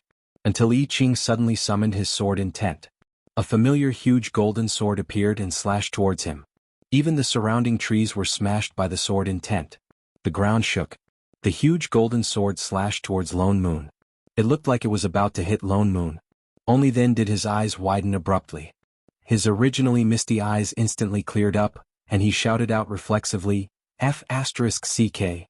Hearing that, I Ching turned the sword in his hand, and the huge sword intent deviated, striking the mountain beside him with a loud bang, immediately cutting off a section of the mountain peak, and for a moment rocks rolled down from the mountain. Lone Moon felt a drop of cold sweat slide down his forehead. Thank goodness he woke up quickly. That sword was going to hit him, wasn't it? Was it going to cut him? I Ching. You're too King cruel. That sword would kill someone. It definitely would. I Ching turned his head. The look of pity on his face disappeared. Then he walked over and said seriously, if I didn't do that, I wouldn't have been able to wake you up. Who are you lying to? Lone Moon exploded. Don't think I don't know. Your expression just now was exactly the same as Xin Ying's. You didn't King take the opportunity to beat me up, did you? You're thinking too much. I Ching's eyes shifted. He became even more serious as he changed the topic. You're also a sword cultivator. Why did you fall into a mental demon for so long? And he was being manipulated. If it had been any later, he probably would not have been able to get out. What did you see? Lone Moon was stunned. His expression changed. He coughed and said, nothing. I just remembered some things from the past. The scary thing about mental demons was that they made use of the human heart's weakness. They found the weakest part and weaved the best dream to make people addicted. So people who were possessed would not be willing to come out even if they knew it was their own mental demon. And he had just returned to the modern world. I Ching did not continue asking. He looked up at the sky and said, the staircase has appeared again. Lone Moon paused. Then he realized that the scenery around them had changed. It was as if something was breaking them apart and reforming them. In a short while, layers of stone steps appeared under their feet, leading to the sky. The two of them looked at each other and flew up at the same time towards the staircase. Sure enough, when they stepped on the last step, the scenery around them changed again. It became a wasteland with no end in sight. Even when they released their divine senses, they couldn't detect the boundary. It was as if a new space had suddenly appeared. The two of them couldn't help but sigh at the wonders of the immortal Ascension Pagoda. No wonder the Yu family said that as long as one reached the top of the pagoda's third level, they could ascend and become immortals. But how could it be that easy to become an immortal? There were many checkpoints within the pagoda. To enter the pagoda, one had to overcome the trial of the inner demons. The first level was Tao Seeking, which tested a cultivator's Tao heart. The later levels would only be more dangerous. From the looks of it, ascending the tower was no easier than Ascension Tribulation Lightning. The place they were currently at should be the second floor. In a short while, the light from before appeared again. Compared to when Lone Moon first appeared, there were more than 10 of them this time. But for some reason that voice didn't appear again. The light slowly dissipated and more than 10 figures appeared in front of them. When they saw the 3 figures in the middle, the 2 of them were shocked. Family Head Yin, Family Head Yi, and Family Head Shen Yuan. Lone Moon scanned the group of people in surprise. Indeed, they were all traveling immortals. Aren't they the ones who entered the pagoda first? How could they? Were they the same as him? Had they lost their minds and been controlled? What exactly was this immortal Ascension Pagoda? I'll take the left, you take the right. I Ching didn't say much. He gripped his sword tightly and charged forward. They could only fight now. Lone Moon also charged forward. In an instant, the sky was filled with spells. Although I Ching and Lone Moon were sword cultivators and had no problem dealing with 1 or 2 traveling immortals, they couldn't fight against so many opponents. When the 3 aristocratic families first entered the pagoda, other than the Shen Yuan family, which had a few traveling immortals who had not recovered from their injuries, the other 2 families had brought almost all the traveling immortals in their families. In total, besides the family heads, there were 8 traveling immortals. He and I Ching had to fight 4 people each. Just the thought of it was taxing. What's more, he had just suffered some injuries. Although they weren't serious, they still affected him. But at this moment they couldn't find the exit. The only way was to fight and wake these people up. But after a while he realized that these people were in a different situation from him. Their eyes were lifeless. Not to mention their consciousness, even their primordial spirits seemed to be. Lone Moon's eyes widened. He immediately reacted and shouted to the people beside him, I Ching, most of them have already been completely demonized. We can't wake them up. He gritted his teeth. Traveling immortals were people who had failed to ascend to immortality. Their mental demons would only be stronger than others. How could they come out so easily? I Ching's expression darkened. He instantly realized this. He scanned all the people who were being controlled. As he blocked their attacks, he said in a low voice, "Focus." Wake the three family heads first. Lone Moon nodded. He dodged the traveling immortals beside him and turned to focus on Yin Feng. This battle lasted for more than 20 hours. Lone Moon had used up almost all the spiritual energy in his body. In the end he swung his sword, carrying a fierce killing intent, directly at Yin Feng. Just as it was about to hit Yin Feng's vital point, Yin Feng's expression changed. His eyes filled with terror. He hurriedly retracted his sword intent, but the wind from the sword still brushed Yin Feng's right hand, causing blood to spurt out like a fountain. This is... Yin Feng's fear had not faded. There was also a hint of confusion. Supremacy Lone Moon? Before Lone Moon could explain, I Ching had already flown over, carrying the other two family heads who were awake. Compared to Yin Feng, the other two were more seriously injured. It was clear that he had not held back just now. I Ching turned to face the pursuing traveling immortals and swung his sword. Instantly the sky was filled with sword chi. They're awake. Let's go, he said in a low voice. Then he turned and flew into the distance. Lone Moon did not hesitate. He picked up the injured Yin Feng and chased after him. They needed time to recover. At this time, 50 kilometers away, a certain someone looked at the completely unfamiliar scenery around her. Then she suddenly remembered an important question. Where is Huayuan City? If she had known, she would have brought Radish with her. But they had already walked for half a day. Should she go back first? She was just about to turn back when she paused. Go back, which way should she go? It was so troublesome to go out. Chapter 88. I Ching and Lone Moon led the three family heads as they fought and retreated. They did not know how much time had passed in the pagoda. Only then did they find a chance to adjust their breathing. But the three family heads' injuries were too serious. The injuries they sustained when they tried to wake them up were secondary. The main reason was that they had been obsessed with their mental demons for too long and had damaged their foundations. The spirit chi in their bodies had almost dissipated. What was even stranger was that they could not draw chi into their bodies in this pagoda. The surrounding spirit chi was so thick that it was almost solid, but it seemed fake and could not be guided into their bodies. That was why their injuries could not be healed. Lone Moon guessed that there must be some kind of restriction inside that they had never seen before. What should we do? Lone Moon was a little annoyed. If this goes on, even if they do not succumb to their mental demons, they will die of exhaustion here. That depends on what the family heads think. I Ching looked meaningfully at the three people sitting on the ground. The three of them were stunned. Supremacy, what do you mean? They are the traveling immortals of your family. Some of them might succumb to their mental demons and lose their sense of self. I Ching did not continue. The three of them paled. They immediately understood what he meant. Succumb to their mental demons and lose their sense of self. Given their current situation, they did not have time to waste. If they could not wake them up, they would die. For a moment, everyone was silent. The three family heads exchanged a look. After a while, they seemed to have made up their minds and nodded. Xian Yunyu took a deep breath and gritted his teeth. Supremacy I Ching, we understand what you mean. If we really cannot, our three families will only remember your kindness in saving our lives. It would be good if they could be awakened, but if they had really been eroded by their mental demons and lost their sense of self, even if they left the pagoda, they would only be demonic creatures that only knew how to kill. Good. I Ching heaved a sigh of relief. He looked at Lone Moon and said, when they catch up later, you lure the four supremacies away. There is no need to fight them. Just hold them back and make them unable to catch up to you. With that said, he looked at the other three and asked, Family Head E, do you have a Dharma artifact that can trap the traveling immortals? Yifeng thought about it and nodded. Yes. However, I'm afraid we won't be able to trap the traveling immortals for long with just Dharma artifacts.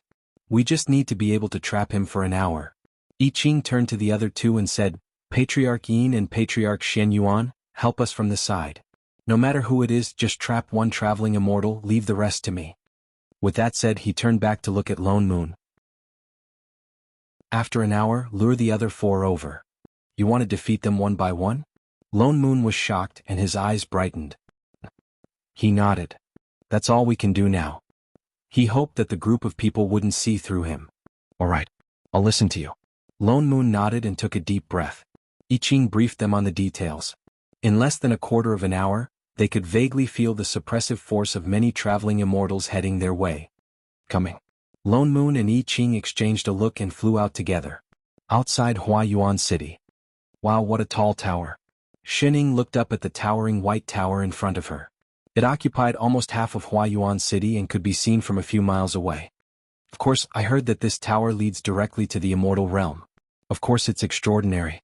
The person beside her explained excitedly, although there are only 3 levels in the tower, I heard that there are infinite mysteries inside. It's like a world of its own. Miss, I can only send you up to this point. You have to go in yourself. The person pointed to the city gates of Huayuan City in front of them and flew down on his sword. Thank you, little brother. Shining smiled at him. After leaving the demon realm, she had been wandering around for half a month and still could not find the immortal Ascension Pagoda. Fortunately, she met a good person who was willing to give her a lift. There were still many good people in this world. Don't mention it. Intian City is not far from here anyway. It's on the way. The man smiled back at her and flew up again. I'll leave first then. Goodbye. Shining quickly waved at him. Seeing that he was far away, she entered the city. Up close, the immortal Ascension Pagoda seemed even bigger. From time to time, wisps of immortal chi would slide across its surface. Many cultivators gathered around the pagoda, some with high and some with low cultivation levels. The door of the pagoda was open and there was no one guarding it. However, most of the cultivators present were just watching. Very few of them entered. It's so lively, she said subconsciously. What kind of lively is this? The person beside her replied.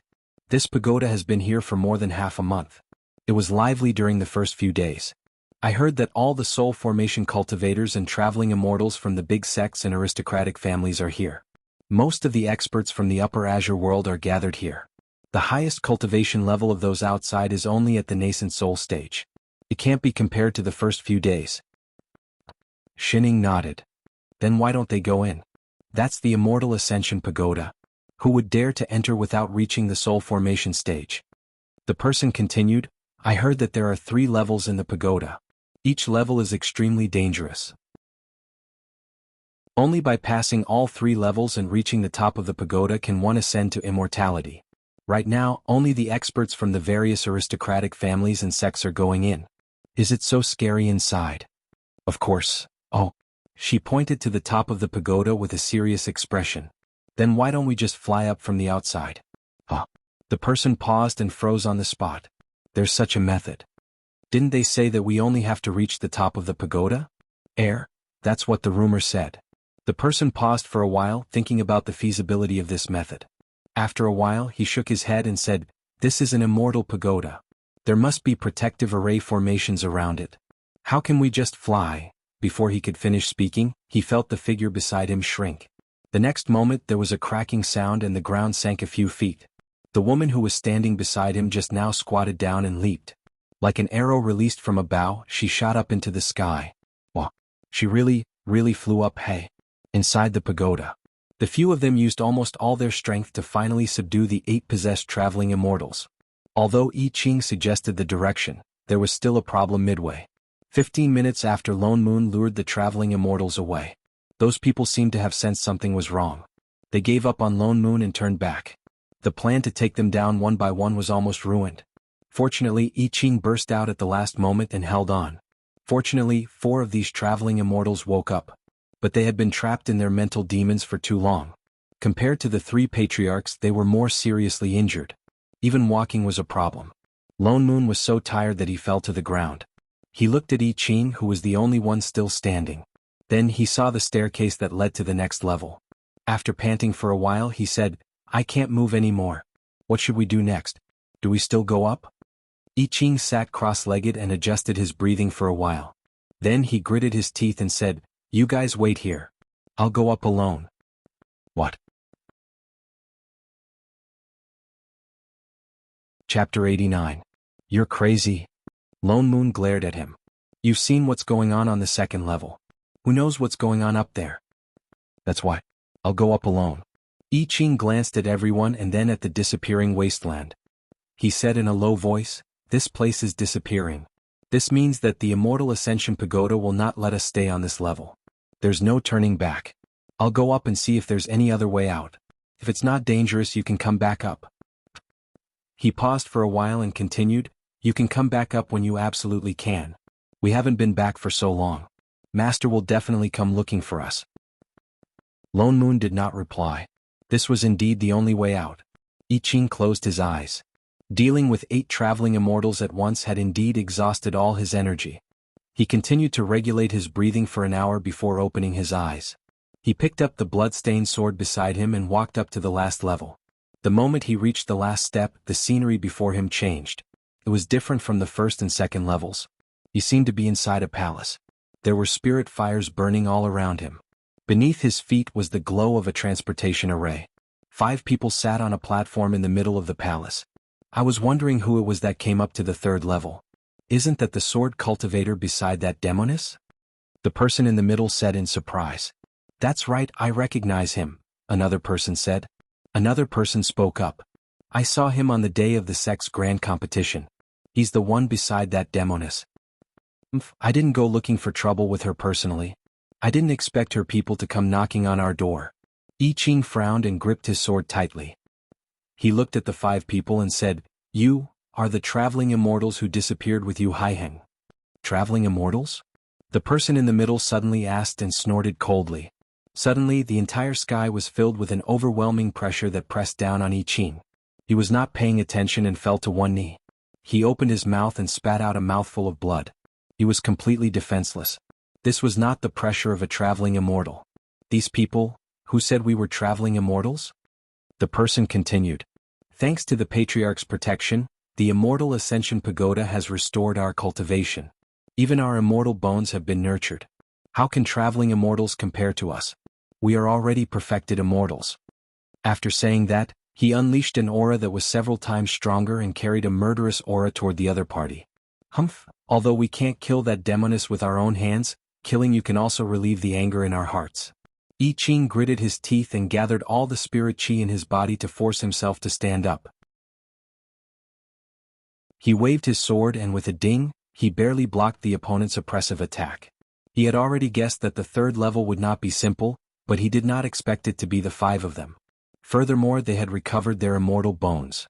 I Ching gripped the sword in his hand with all his might. In the current situation he could only fight. At the top of the tower, a figure shrouded in black mist exclaimed. To be able to hold on until now, perhaps he really does have the talent to ascend to immortality. What a pity. He sighed, but there was no hint of pity in his words. In any case, there was an indescribable coldness in his voice. If this goes on, those 5 disappointing things will really fall into his hands. His smile deepened and the black chi around him became thicker and thicker. I wonder what kind of expression he will have when he comes to this top level and finds out about the truth of ascension. Innate sword embodiment. Such a material should belong to me. What an idiot. There are thousands of great Daos, but he chose the path of exterminating demons and protecting the Dao. In order to save some idiots, he barged into the pagoda. Now that he can't even protect himself, who can save him? Bam. Before he could finish talking to himself, there was suddenly a loud sound above his head. A figure fell down with a crash. After a while, she got up, patted the dust off her body and waved in his direction. Hey, hello. Shining walked a few steps closer. Excuse me, have you seen my chef? What's his name? Ching, the one who looks quite handsome. She had not eaten properly for half a month. She really missed him. There was silence for 2 seconds. Who are you? The black fog around the black figure suddenly surged, and a faint crimson gaze swept over. How did you get in here? I jumped in. She pointed at the hole above her head. Jumped in. Could it be that she rushed in from the outside? How could that be? There was actually someone in this world who could break through his immortal ascension pagoda. Speaking of which, have you seen Chef before? He's about this tall. She gestured and began to describe. Double eyelids, long hair, wearing white clothes. Oh yes, he's a sword cultivator. Sword cultivator? The black figure's voice deepened. The surging black chi slowed down. He sized her up for a while, as if suppressing his surprise, and laughed even more sinisterly. So you're in cahoots with the sword cultivator below. You've seen him before? Shining walked a few steps closer happily. I didn't think that after waiting in this pagoda for millions of years, the world would finally produce 2 people who have the ability to reach the top of the pagoda.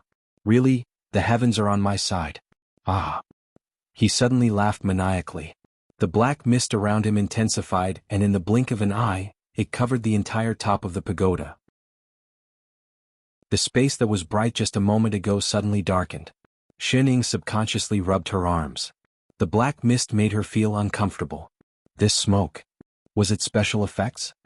You're indeed someone who can reach the top of the pagoda. Even in such a thick demonic chi, you're still safe and sound. The black figure sighed, sounding even more satisfied. That. She just felt that it was blocking her view. Since you know that sword cultivator, you must be the so-called invincible sect master, right? Yu Haiheng was defeated by you. Shining was stunned. Are you curious how I know? The black shadow laughed even more smugly.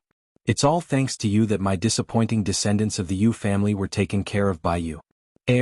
That's right, I'm also from the Yu family. I'm the true owner of the Immortal Ascension Pagoda, and the first head of the Yu family, Yu Haotian. His tone was cold, and with every sentence he spoke, the black chi around him grew thicker. Are you surprised? Everyone thinks that I've already ascended to immortality, but they don't know that I've already abandoned my Tao and become a demon. I've been staying in this pagoda, waiting for a chance to become a true demon. Even the Yu family has forgotten about my existence. Actually, speaking of which, if you hadn't forced this generation's family head into a desperate situation, the blood curse I planted on the descendants of the Yu family would not have been triggered. It caused me to appear in the world earlier. I'm not. You don't have to be nervous. The Yu family. Although they are my descendants, their lives and deaths have nothing to do with me. He sounded relaxed, as if he had no intention of avenging the Yu family. I restored their cultivation because they woke me up. No, what I mean is, I asked them to spread the news about the Immortal Ascension Pagoda so that all the cultivators in the world would gather in the pagoda.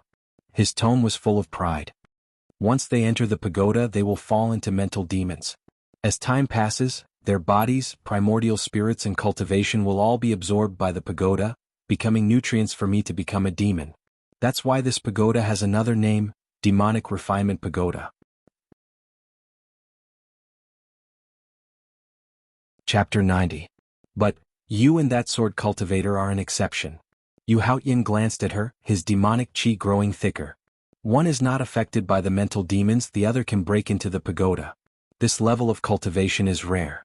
You should be a good material for my demonic cultivation. As soon as he finished speaking, the black chi around his body exploded again. The surroundings turned pitch black, leaving only two red eyes floating in the air. As long as I have your cultivation, I will be able to shed my mortal body and become a true demon. His voice was full of excitement. The entire pagoda seemed to feel his emotions and began to shake violently. When that happens, even immortals from the upper realm will not be a match for me. He laughed even more wildly.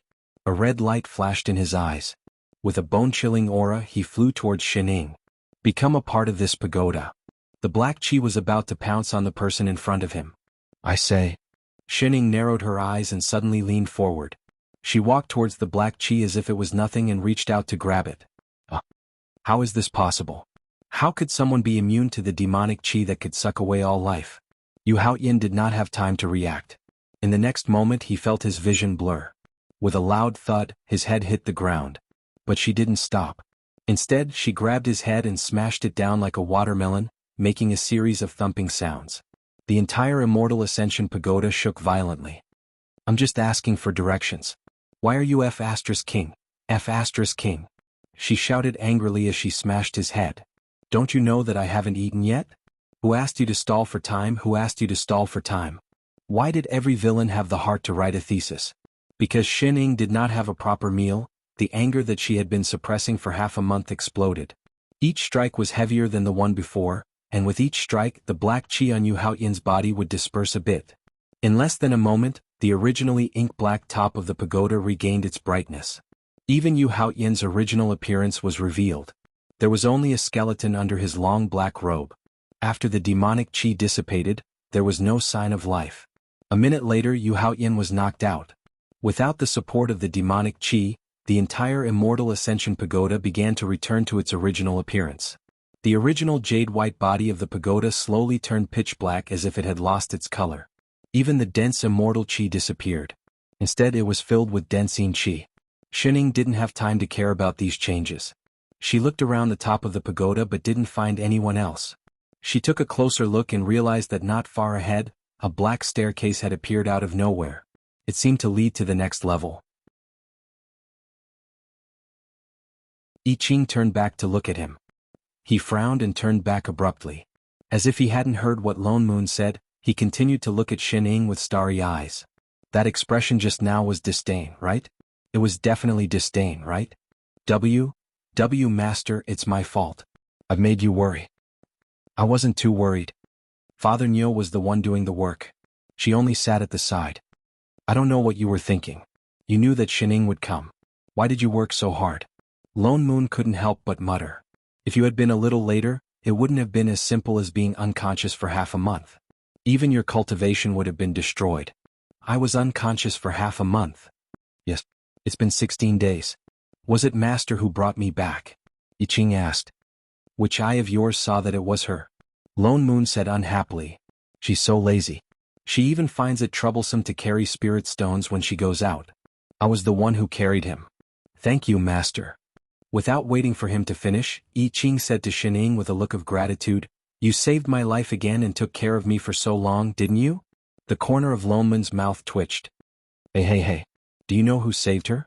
Besides, she hasn't done anything besides eating fruits these days. It's good that you're awake. Shining nodded. I made a mistake in judgment this time. I was too slow. That's why you got hurt. Lone Moon exposed her immediately. Judge my ass. You're just freaking lost. No, it's because I'm not skilled enough that I got injured. It has nothing to do with you, Master. Yiqing's face was resolute. From now on, I will double my cultivation and not bring shame to the sect. Lone Moon, you've already fought 1 against 5.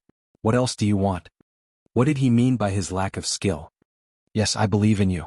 Work hard. Shining patted his shoulder hard. Rest well and try to recover as soon as possible so that you can continue cultivating. Lone Moon, King wanted to talk about cooking, didn't you? Definitely. Yes, Master. No problem, Master. He immediately lay down obediently and pulled up the blanket. Lone Moon, are the two of you listening to me at all? Father Nyo, pass me the plate of fruits next to you. Get lost. Mother Ker, I don't want to care about this pair of master and disciple anymore.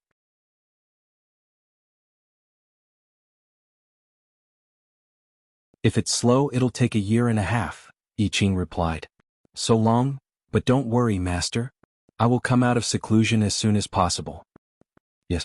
Moreover, my sword intent has already taken shape. Seclusion is only to stabilize my cultivation. Nothing will happen.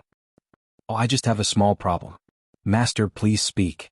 When you're in seclusion, can you come out and cook? A while later. It was your disciple's lack of consideration. Should I prepare more food and seal it with a spell? Good chef, let's begin. Yes, Master, no problem, Master. Lone Moon. King retard. Looking at the two silhouettes in front of him who were acting like idiots as usual, he suddenly felt annoyed and lost his appetite. I'm full.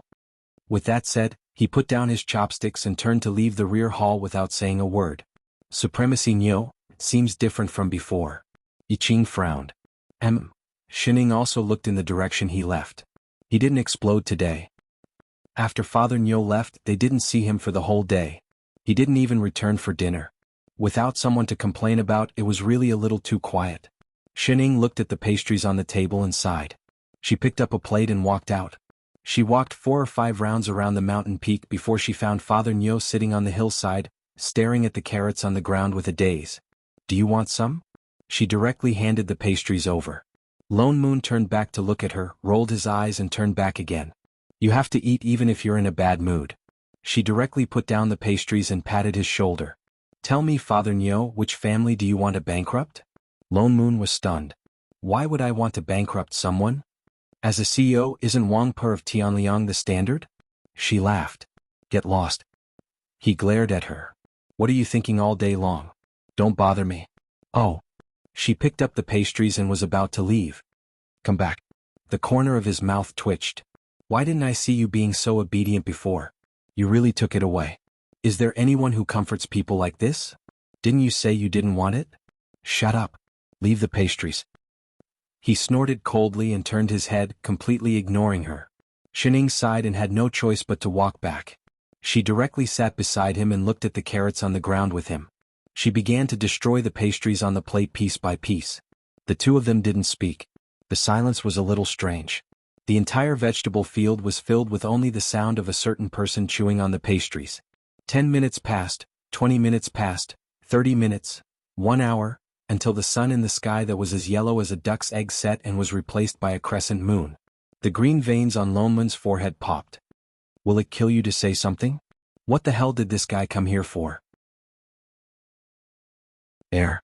Weren't you the one who asked me to shut up? Aren't you freaking here to comfort me? Is there anyone like you who only eats and doesn't talk to me?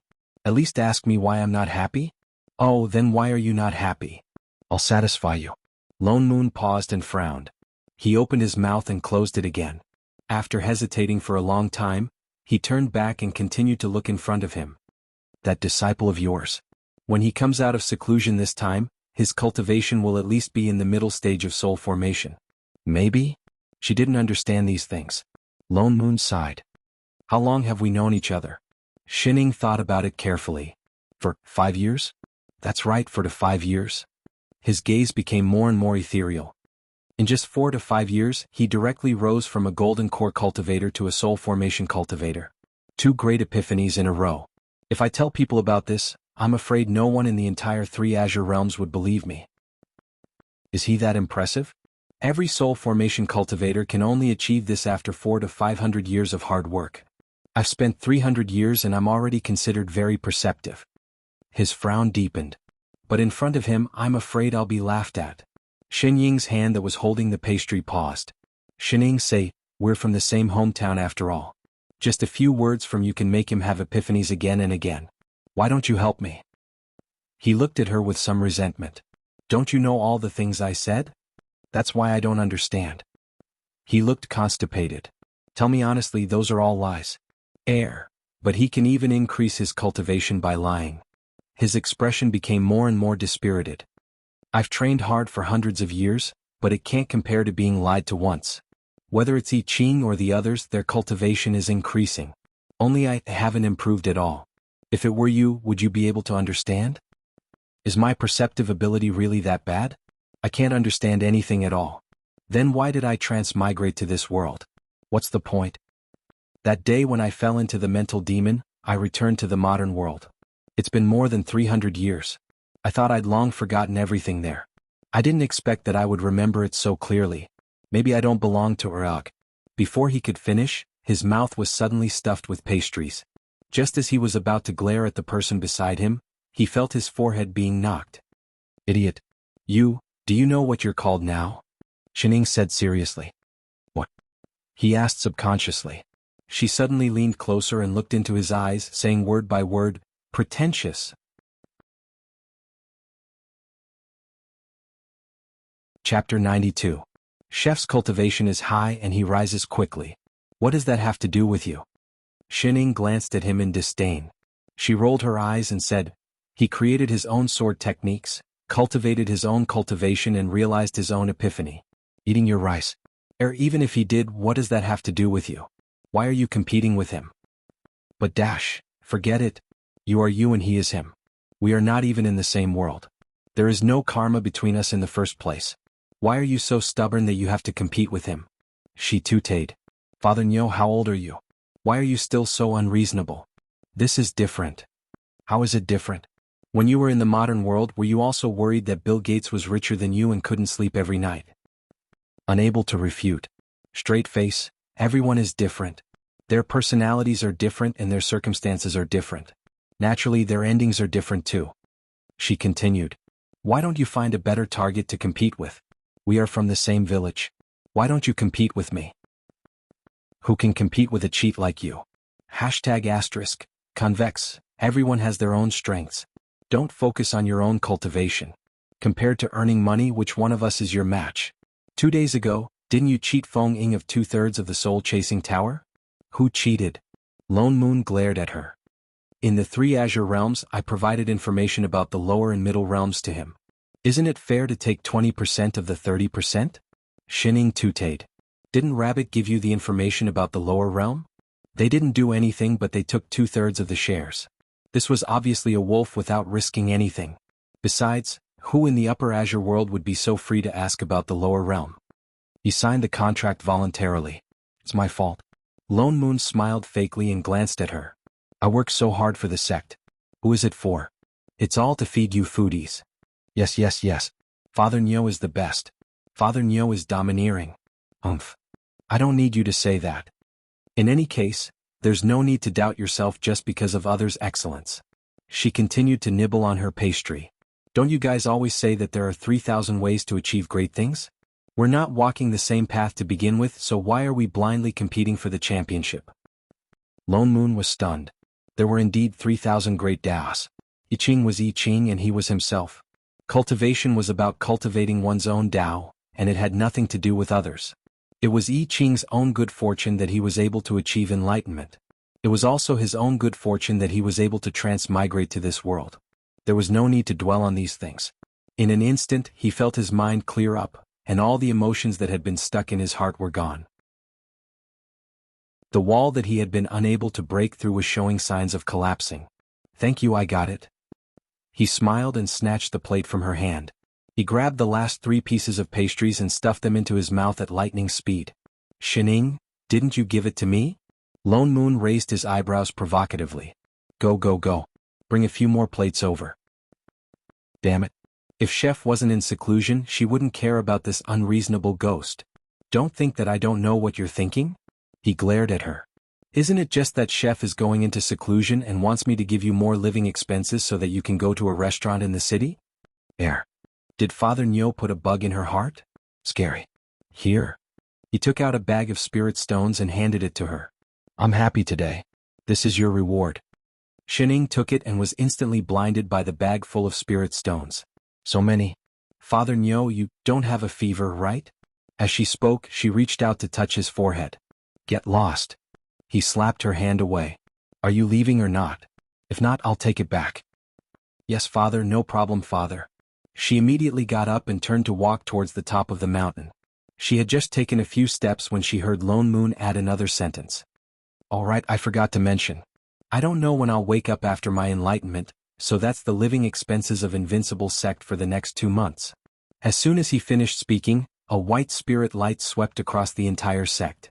The spirit chi around him instantly increased, and he was completely immersed in enlightenment. Shining, who was holding the bag. Son of AB***. Father Nyo's enlightenment lasted for more than 2 months. His cultivation also rose from the early stage of soul formation to the late stage of soul formation. This was the first time he felt what it was like to skip a level. He had to say it felt so good. He suddenly felt a little regretful. Why didn't he talk to the cheating seriously earlier? Her words definitely had a buff to them. If he had talked to her earlier, he would have risen a long time ago. The beef is too overcooked, the chicken is not spicy, the fish is too burnt, the soup is not thick enough. Father Nyo, you're being too disrespectful to small animals. Why don't you let little Hong do it? Shut up. The corner of Lone Moon's mouth twitched. To hell with the chat. He would get sick from anger if he stayed with this fellow for even 5 minutes. Either eat or get lost. She didn't even let him talk about the disgusting food. Aggrieved. #convex. Oh yes, are you very close to that phone? Lone Moon asked as he put down the last dish in his hand. Who? Shining hesitated. She picked up a piece of meat and put it in her mouth. Her face fell instantly. Feng is the head of the family, Lone Moon explained. After thinking for a moment, he added, it's the one with the spirit beast who sat on your right during the sex competition.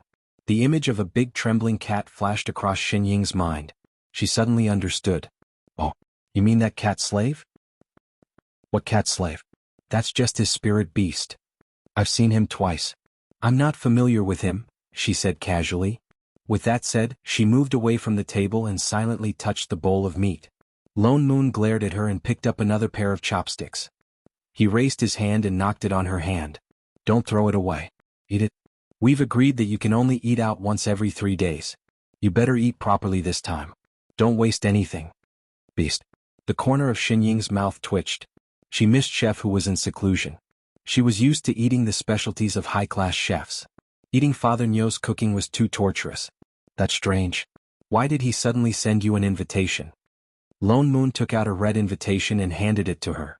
I just received it this morning. He says that he wants to invite you to the family to learn how to tame beasts. He even wrote your name, not Invincible Sect Master. Shining took the invitation and looked at it. She thought about it carefully. Oh, I think I promised him the other day that I'd catch some rare animals with him when I'm free. No wonder. Lone Moon nodded. The last time we were in the Immortal Ascension Pagoda, his roaring lion beast Snow Silver was seriously injured. I think it didn't make it. He's inviting you now not only because he wants to befriend our sect, but also because he wants to find a new spirit beast. Xining suddenly thought of something. Her eyes brightened. Is the E family very far away? The E family is in the northernmost part of the Upper Azure world. It's near the shore of the Mirage Sea. If we use the transportation array, it'll probably take 4 to 5 days. Then why don't we finish your meal before you leave? He pointed to the chopsticks on the table that she had thrown away. Chef, if you don't come out of seclusion soon, I'm going to lose my sense of taste.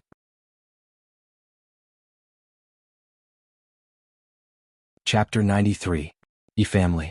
Sect Master Shen, Supremacy Lone Moon. Yi Feng welcomed them from afar, smiling warmly. Apologies for not welcoming you earlier. You must have had a tough journey. Hello. Xining waved back. Why don't I see Supremacy Yi Qing? Yi Feng looked behind them and asked curiously. He's in seclusion. Lone Moon replied casually. I see. Yi Feng nodded. I have yet to thank the 2 supremacies for saving my life at the Immortal Ascension Pagoda. Family Master, you're too polite. Lone Moon smiled even more politely. We're all righteous immortal sects, we should be on the same side. The 2 of them flattered each other for a while before Yi Feng stepped aside and led them into the mountain. Different from the other 3 families, the main Yi family was not in the Immortal City, but more like a sect, made up of many floating peaks. The moment they entered the mountain, they heard the low cries of various spirit beasts. Yi Feng led the 2 of them to the main peak in the middle. Along the way they saw disciples surrounded by 1 or 2 spirit beasts of different shapes. I wonder what they taste like. They walked all the way to the main hall of the main peak, where a disciple served tea and spirit fruits. Xin Ying's eyes lit up and she focused on eating the fruits. After months of being fed pig's food, even the fruits were fragrant. Sect Master Xin, please? Yi Feng suddenly stood up. She hesitated, focused on eating and did not hear what they were talking about. Sect Master Xin is someone who knows quite a bit about spirit beasts. Shall I show you around? Yi Feng had to explain again. Oh, thank you. So it was a tour. Xining stood up without any objections. Just as she was about to follow him out, she was pulled back by someone behind. Wait. Lone Moon lowered his voice. I'm going to discuss a business deal with their manager. Don't do anything rash. You can look, but don't get into trouble and don't eat. I know, Father Nyo. Do I look like the kind of person who only cares about eating? She did not eat raw food. Lone Moon replied without hesitation. Yes. Where was the basic trust between father and daughter? Yi Feng led her all the way to the back, bypassing a large number of palaces and exiting the back hall. Suddenly, a huge mountain peak appeared in front of them. It was even several times larger than the main peak. This is the Yi family's Myriad Beast Peak. Yi Feng explained proudly, there are countless spiritual beasts on the mountain. They are different from the spiritual beasts outside. They live here all year round and are very familiar with cultivators. They will not attack people for no reason. When our Yi family disciples come of age, they will come here to contract their first spirit beast. As he explained, he led her into the mountain through the teleportation formation. Sure enough, there were all kinds of spirit beasts on the mountain peak. There were those that flew in the sky, those that ran on the ground, and those that swam in the water. Xining suddenly felt like she was in a zoo. Just as Yi Feng had said, the spirit beasts did not seem to notice their intrusion. It was as if they did not see them at all. Those who were supposed to lick their fur and those who were supposed to roll on the ground continued to roll on the ground. The beasts at the foot of the mountain are all low-level spirit beasts of the 2nd and 3rd rank. They are prepared for the disciples who have just joined the sect. Seeing that she was not interested, Yi Feng pointed to the top of the mountain and said, however, there are 4 guardian spirit beasts on the Myriad Beast Peak. All of them are at the 10th rank. Sect Master Xin, are you interested in taking a look? Sure. Xining nodded. Yi Feng led her into a teleportation formation. In a short while they arrived at the top of the mountain. A huge cave appeared in front of them. There was a faint murderous aura coming from it. Yi Feng raised his hand and conjured a hand seal. Immediately, the array formation at the entrance of the cave dimmed. The Wind Thunder Beast inside is a rare dual-elemental mutated spirit beast. It has both wind and lightning abilities. The next moment, footsteps could be heard coming from inside the cave. A moment later, a flash of lightning appeared at the entrance of the cave, accompanied by a faint gust of wind. A tall figure walked out of the cave step by step. It carried an astonishing aura and moved faster and faster. With every step it took, the ground shook. Seeing a figure covered in lightning rushing out of the cave, the wind thunder beast seemed to be enraged. Its large eyes swept across the area and glared at the person on the ground. Suddenly, its eyes widened and its front hooves twisted. With a plop, it knelt in front of the two of them and began to tremble. Yifeng was stunned. This wind thunder beast was usually the fiercest. What was going on? So big. Shining scanned the animal curiously and turned to look at Yifeng with shining eyes. Director, is this edible? Ha! What director? Before he could ask, the wind thunder beast suddenly howled and scrambled back into the hole it had just dug. Its speed was so fast that it seemed as if something was chasing it from behind. From time to time it would let out a low meow. Yifeng. What's going on? He was confused. He could only bring Shining to see the other spirit beasts. But then he realized that all the spirit beasts had the same reaction. This is a water-splitting beast. It can control water to flow into rivers. Its blood has a miraculous healing effect. Oh, is it delicious? Howl, the spirit beast ran away again. This is a red smoke green. Although its body is red, it will turn into green smoke when it is attacked. It is formless and invisible. Oh, how's the meat? Howl, the spirit beast curled into a ball. This is a triangular cloud beast. It is extremely fast. Ordinary cultivators would not be able to detect it. It is very rare to see one. Oh, it has a lot of fur. Is it convenient to pluck it out? Oh, would the spirit beast's legs kicked and it fainted, so scary. That person's body reeked of blood from a high-level spirit beast. He would really be eaten. Winky face Yifeng, are all the spirit beasts guarding the mountain sick today? Why were they all so abnormal? The ones at the foot of the mountain were fine. Why was it that the higher the level, the more... Wait. He looked at the lazy girl next to him in confusion. The higher the level of the spirit beast, the more sensitive it was to auras. He had heard from the Shen Yuan family patriarch that sect Master Shen's cultivation was so deep that it was a little... scary. Could it be that they sensed her cultivation? But spirit beasts had always been arrogant. Even if they could not win, they would not do this, right? Moreover, the four spirit beasts had been in the Yi family for hundreds of years. They had seen many high-level cultivators. The more Yifeng thought about it, the more confused he became. But on second thought, at least he was more confident about inviting her to the Mirage Sea to hunt beasts tomorrow. Sect Master Shen Yu? He was just about to ask when the supervising disciple rushed over anxiously. Family Patriarch, there's a disciple at the side peak of the inner sect. There's a problem with the contract. Second Elder wants you to go and take a look. What? Yifeng frowned. How could there be a problem with the contract? It seems that the spirit beast was unwilling, so the disciple forced the contract, so... Nonsense. How could you force the contract? His face was full of anger, but he could not ignore an inner sect disciple. He turned to Shining apologetically and said, Sect Master Shen, I have urgent matters to attend to. I have to leave for a while. Do you? It's all right. Go on with your work. Shining smiled nonchalantly. Everyone was busy. Then I'll make a move first. He pointed to the foot of the mountain and said, I'll have to trouble Sect Master Shen to use the transportation array to descend the mountain first. A disciple will bring you to the front hall to rest. All right. She nodded.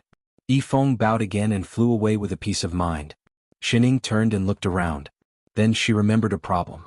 Where was the transportation array? Chapter 94. Shining circled the myriad beast peak several times. Even the fainted spirit beast had woken up, but she could not find the transportation array that she had just come up from. She was hesitating. Should she just jump down? Anyway, that was how people went up and down the mountain in Invincible Sect. Suddenly, she saw a flash of white light in the dense forest on her right. Thinking about it carefully, the transportation array seemed to be glowing white too. Delighted, she hurried over. Plucking the leaves in front of her to take a look, her eyes widened. So much money? Omega, there was a cave in front of her, but the cave was built with spirit stones, faintly emitting a white light. Once she got close, she could feel the rich spirit chi rushing towards her. Shining touched it. The Yi family was really rich. She suddenly had the urge to call them Father Nyo. With the mood to tour the Yi family, Shining walked straight in. The inside of the cave was even bigger. It looked like a spirit stone mine. The ground and walls were covered with superior-grade spirit stones. The ground was very flat and there was nothing around. In the middle of the cave there was a huge, snow-white furball. Other than the edible ones, Shining didn't remember many spirit beasts, but she didn't remember any that were as white and pure as this one. Even the spirit stones on the ground couldn't compare to its fur, and it had a long, crystalline horn on its forehead. She instinctively reached out her hand to rub it. The spirit beast that was sleeping soundly suddenly opened its eyes and glared at her angrily. The white fur on its body stood up like sharp spikes, and it immediately stood up. It looked at her cautiously and growled in a low voice. "Hey, you're awake." Its fur became rounder and more like a furball. The furball's eyes widened. It stared at her hand and growled even more clearly. Shining was in a good mood. She reached out again and landed on its huge head. She stroked the fur on its head again. The furball was stunned. It looked at her in a daze. After a while, it lowered its head to look at her hand, unable to react for a long time. She could touch it? The more Shining touched it, the more addicted she became. She raised both hands and rubbed them a few times. It feels good. It looks delicious. Furball no longer resisted. Instead, it obediently took a step closer to her, intentionally or unintentionally rubbing its body against her palm. Shining stroked it even more happily. She stroked it from head to toe and pinched its muscles as she stroked it. It's quite big too. It looks like it can eat for a long time. I wonder if it's expensive? Would Father Nyo agree to buy it? Why did it change color? As she stroked it, she realized that its originally pure white fur seemed to have been dyed red. Starting from the tip of its nose, it slowly turned red, and it gradually spread all over its body. Xinying's chest tightened. Could it be a skin disease? Who dares to barge in? Just as she was deep in thought, a familiar voice sounded from the entrance. Yifeng, who had just descended the mountain, rushed in with a few disciples. Upon seeing her, he froze. "Sect Master Shin? How did you?" He turned to look at Furball and his eyes widened. He pointed at her hand that was still on Furball's body. "You can touch it?" "I can't touch it." Shining paused and quickly moved her hand away.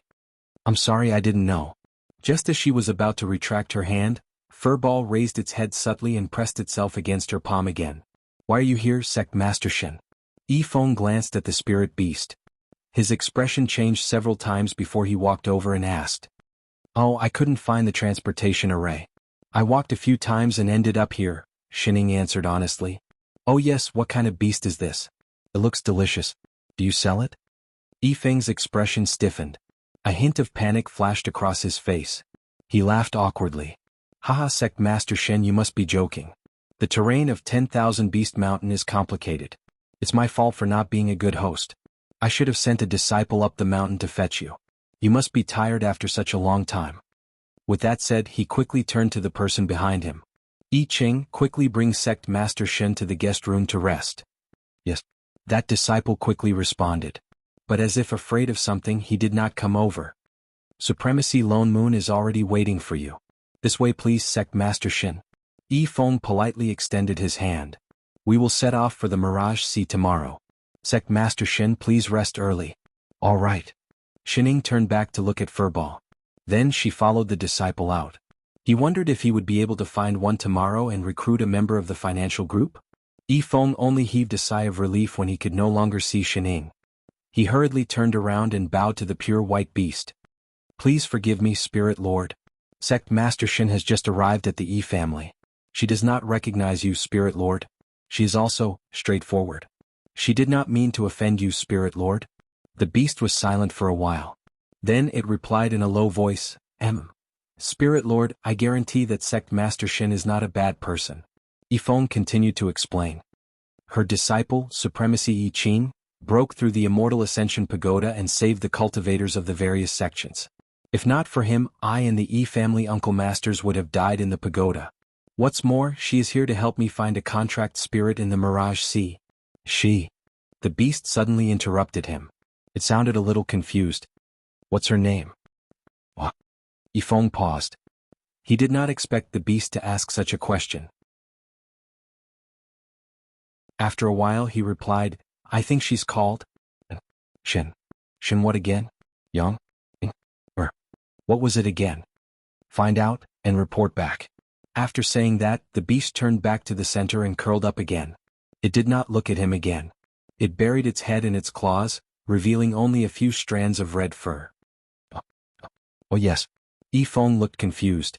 So, was the spirit lord angry or not? He was getting more and more confused about the beast's world. There were many beasts in the Mirage Sea. The Mirage Sea was located at the edge of the Upper Azure world.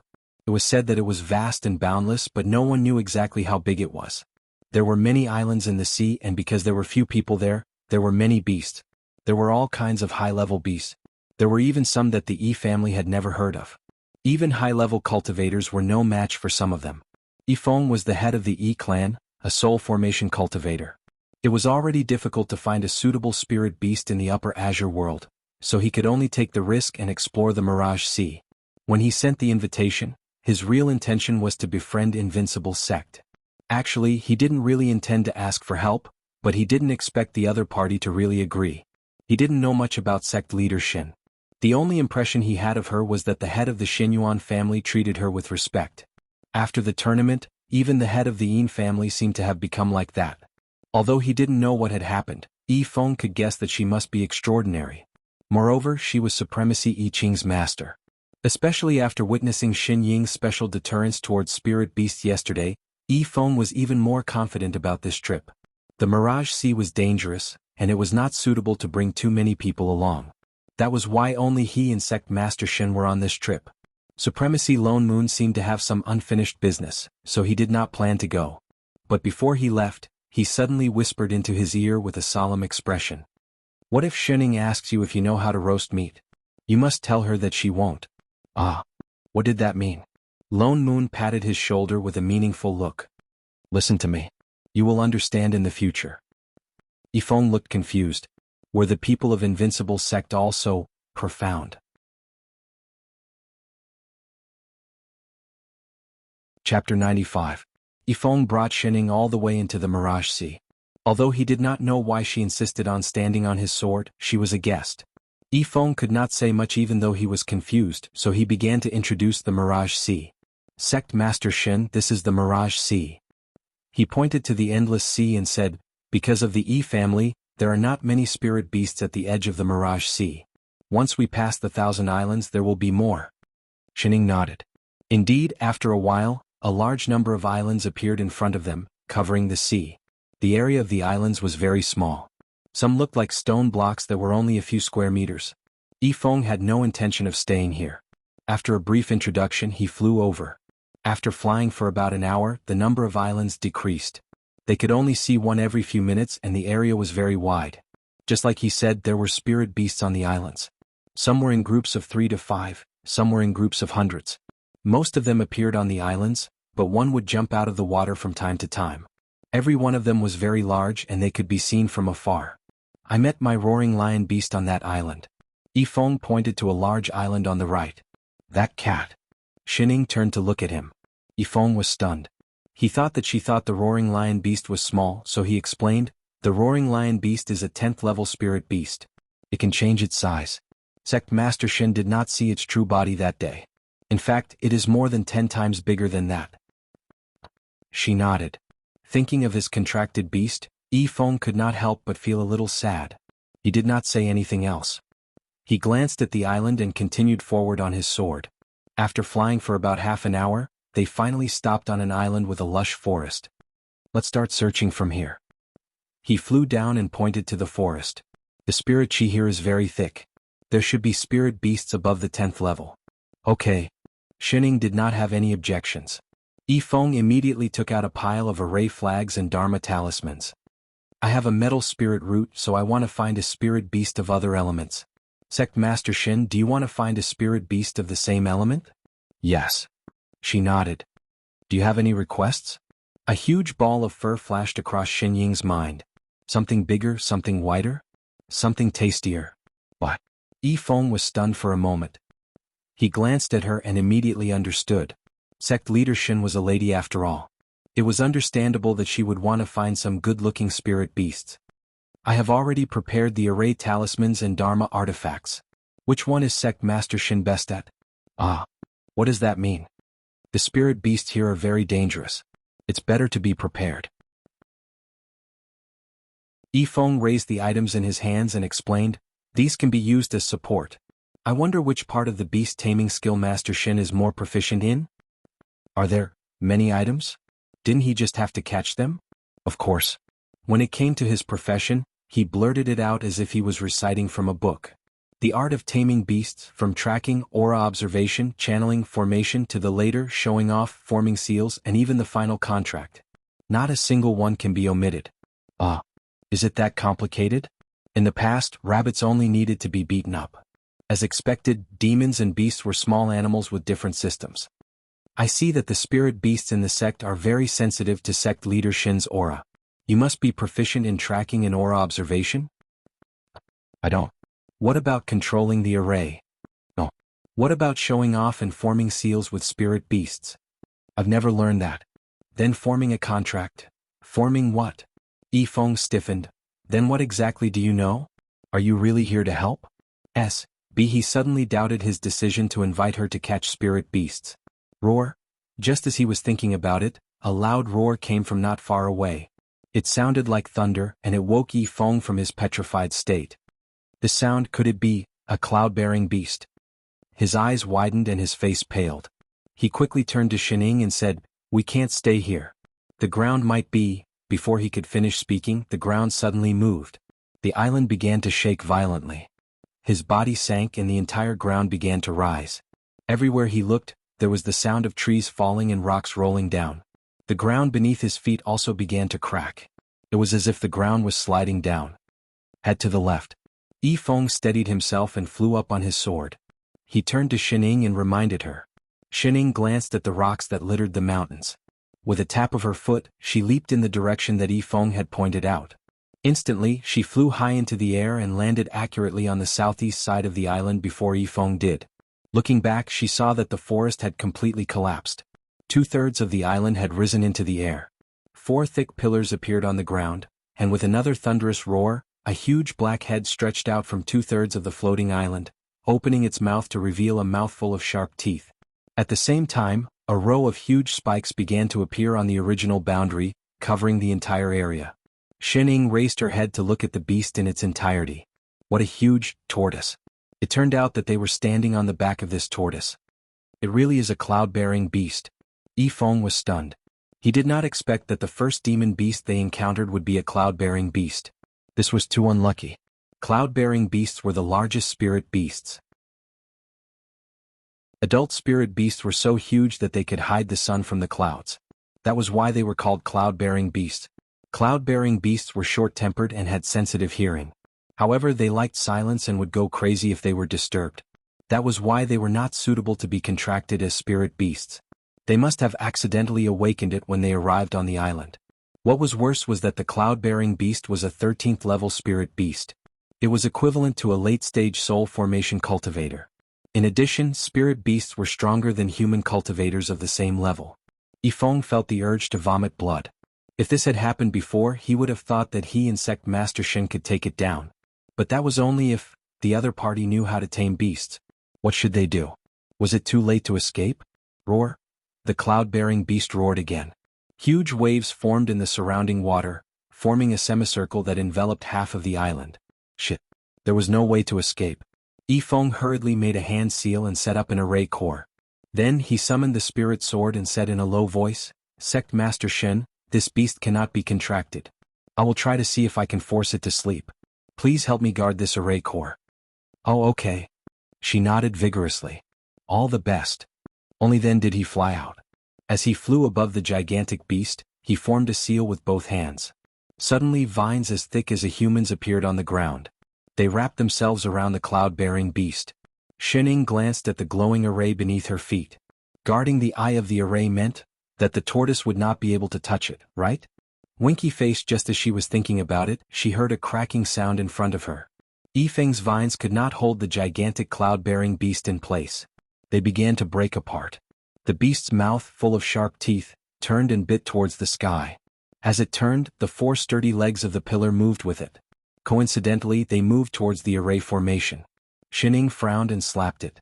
"Didn't you say you can't touch it?"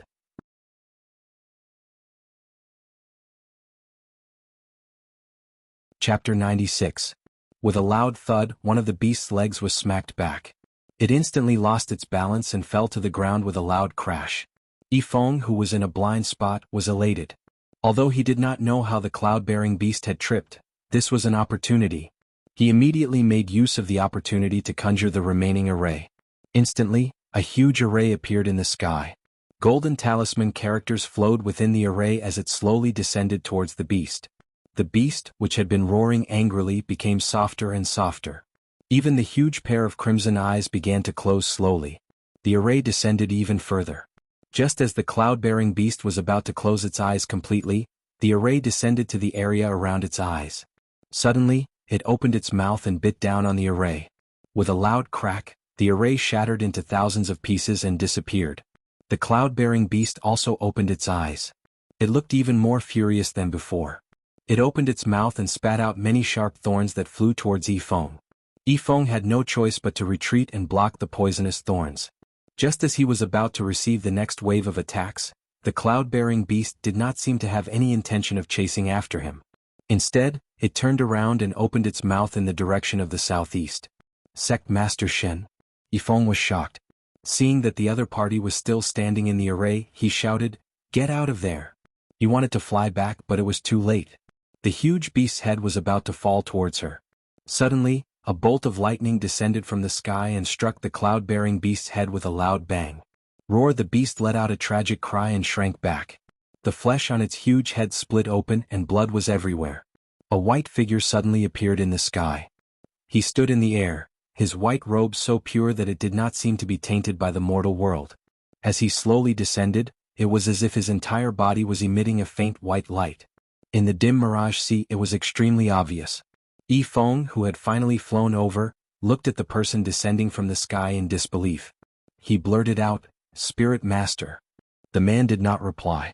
His cold gaze was fixed on the cloud-bearing beast on the ground. The beast, which was extremely violent a moment ago, seemed to have seen its natural enemy. It let out a whimper and desperately curled up into a ball, trembling as it retreated until it completely retreated off the island. It curled up on the surface of the sea, only revealing half of its head as it looked at the person who had just appeared.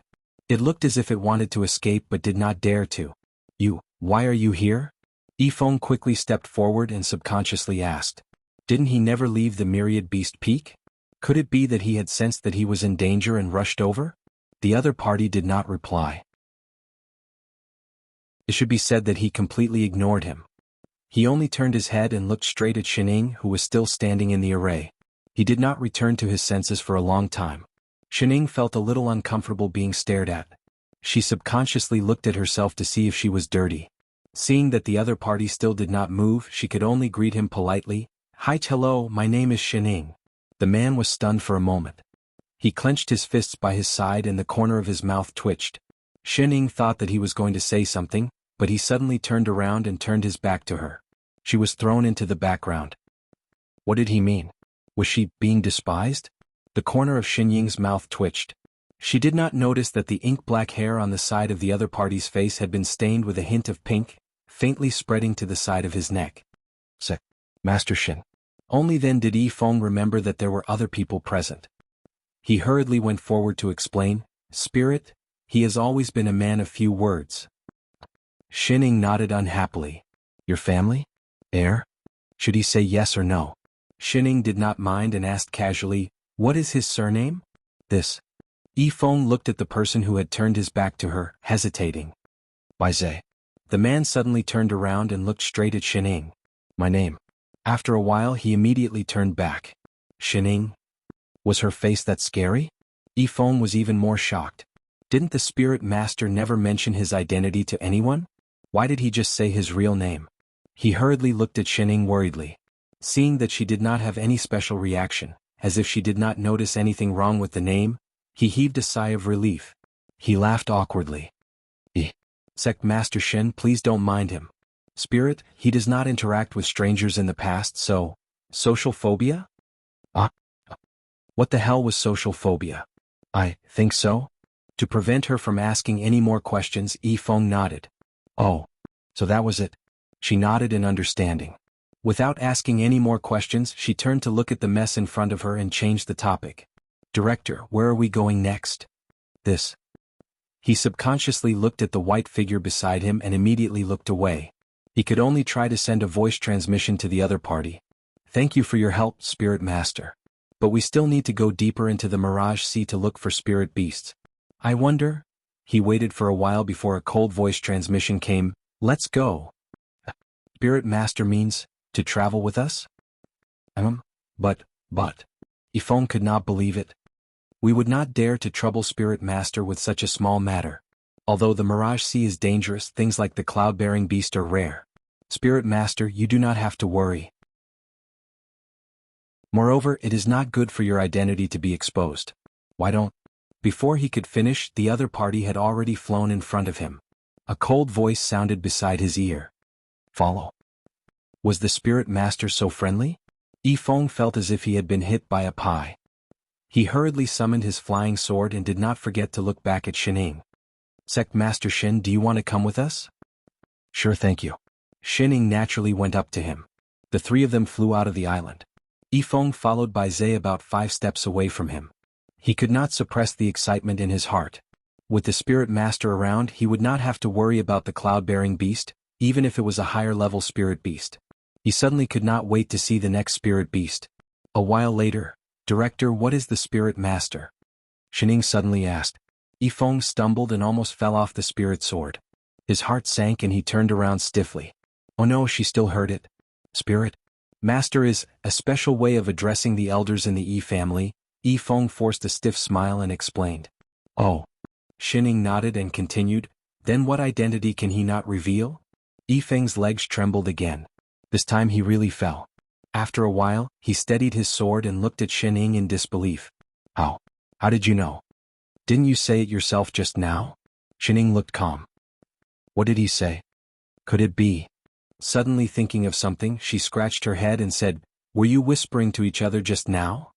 I don't think his mouth moved. Is it too late to pretend not to hear anything? Yifeng wanted to die. How did you hear people's voice transmissions? For all?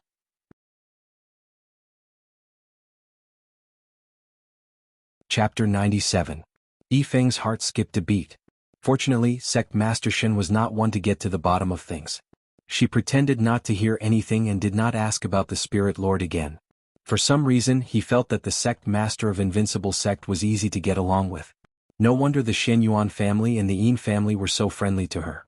More importantly, the Spirit Lord's first trip out was to accompany him to the Mirage Sea to look for suitable spirit beasts.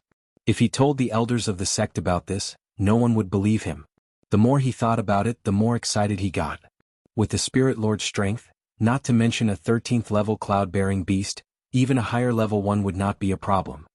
He could already imagine the looks of envy and jealousy on the faces of the other sects and aristocratic families after obtaining a high-level spirit beast. After a quarter of an hour he could no longer smile. The Spirit Lord was really good at finding spirit beasts.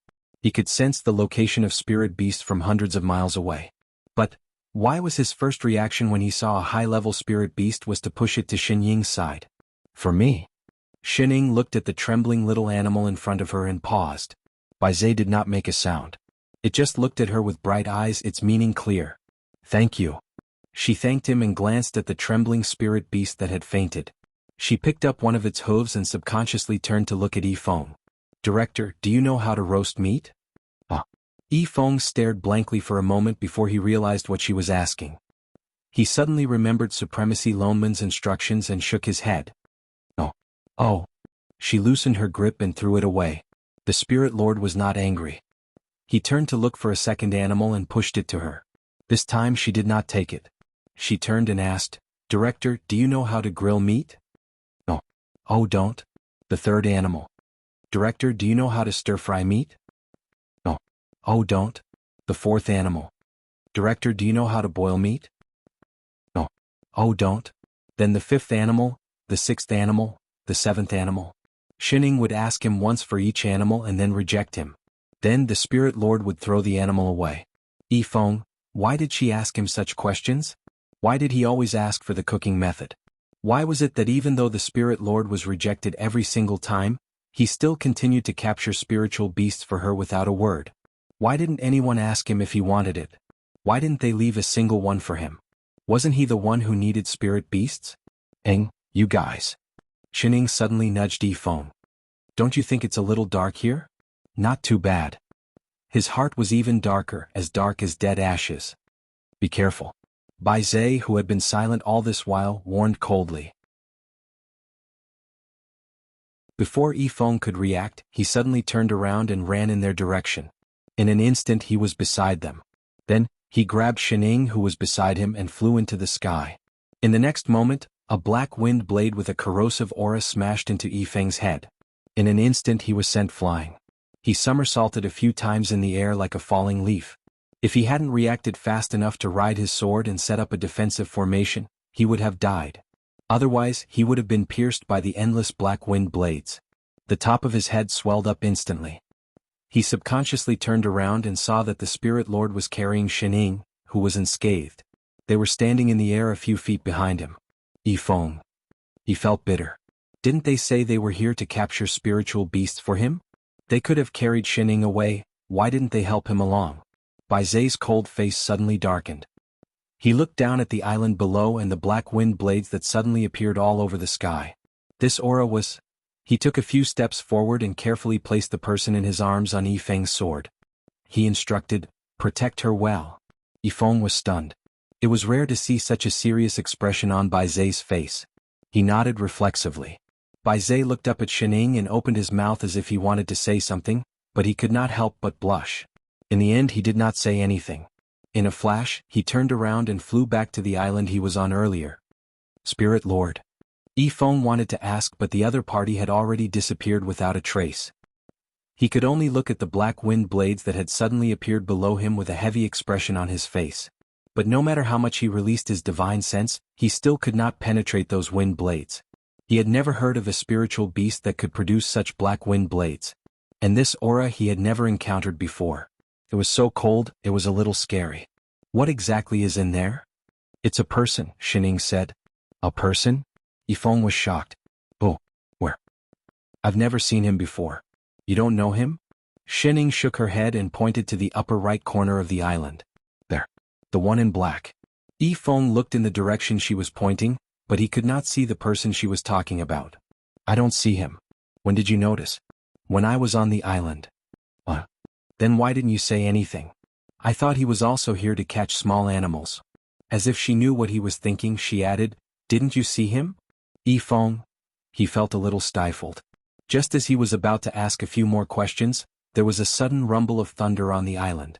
There was a flash of lightning, and the wind blades that were flying all over the island disappeared instantly.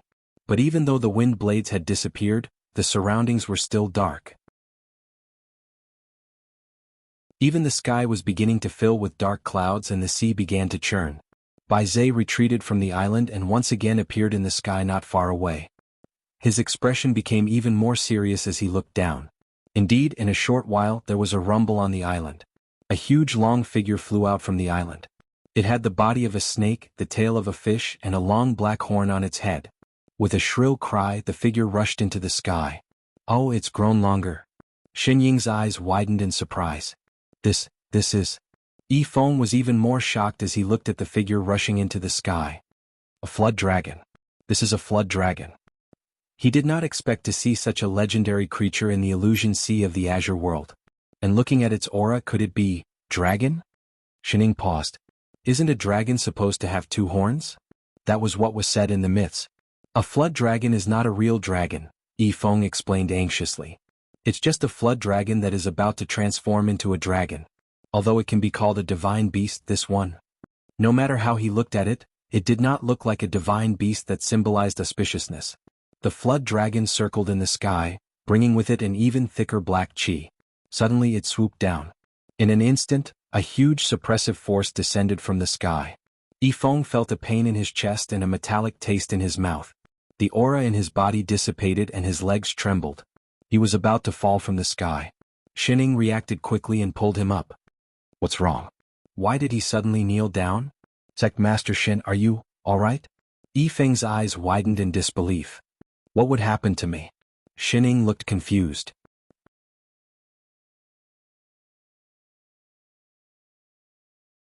Chapter 98. Yifeng was just about to ask when a beam of white light lit up. Bai Zhe's body suddenly lit up with a blinding light, like the sun, dispelling the surrounding darkness. He felt his chest relax. The suppressive force had disappeared. The light on Bai Zai's body grew brighter and brighter. His snow-white figure instantly turned into a huge white beast. His fur was pure white without a single blemish, and the horn on his forehead was crystal clear. With a swipe of his 4 claws, he charged towards the black dragon in the sky. Oh, it's that fur ball. Xinying's eyes widened. She looked at the white beast in surprise. Yifeng's mouth twitched. What the hell was a fur ball? Seeing that he could no longer hide it, he had to explain. Spirit Master is the divine beast Bai Zai. He has been living in the Yi family's myriad beast peak for the past 10,000 years to prevent the Mirage Sea beasts from entering the 3 azure realms and wreaking havoc in the human world. Oh. She nodded and asked calmly, do you have more like this? Yifeng was stunned. What else? It looks delicious. Yifeng, by eat she meant the beast, right? Yes, it must be. Out of friendship, he reminded her, divine beasts are not easily controlled by humans. No. She didn't want to control it. She just wanted to eat it. Just as he was about to explain, the flood dragon and the beast that had been fighting with each other finally descended from the clouds. They stood on opposite ends of each other in the sky.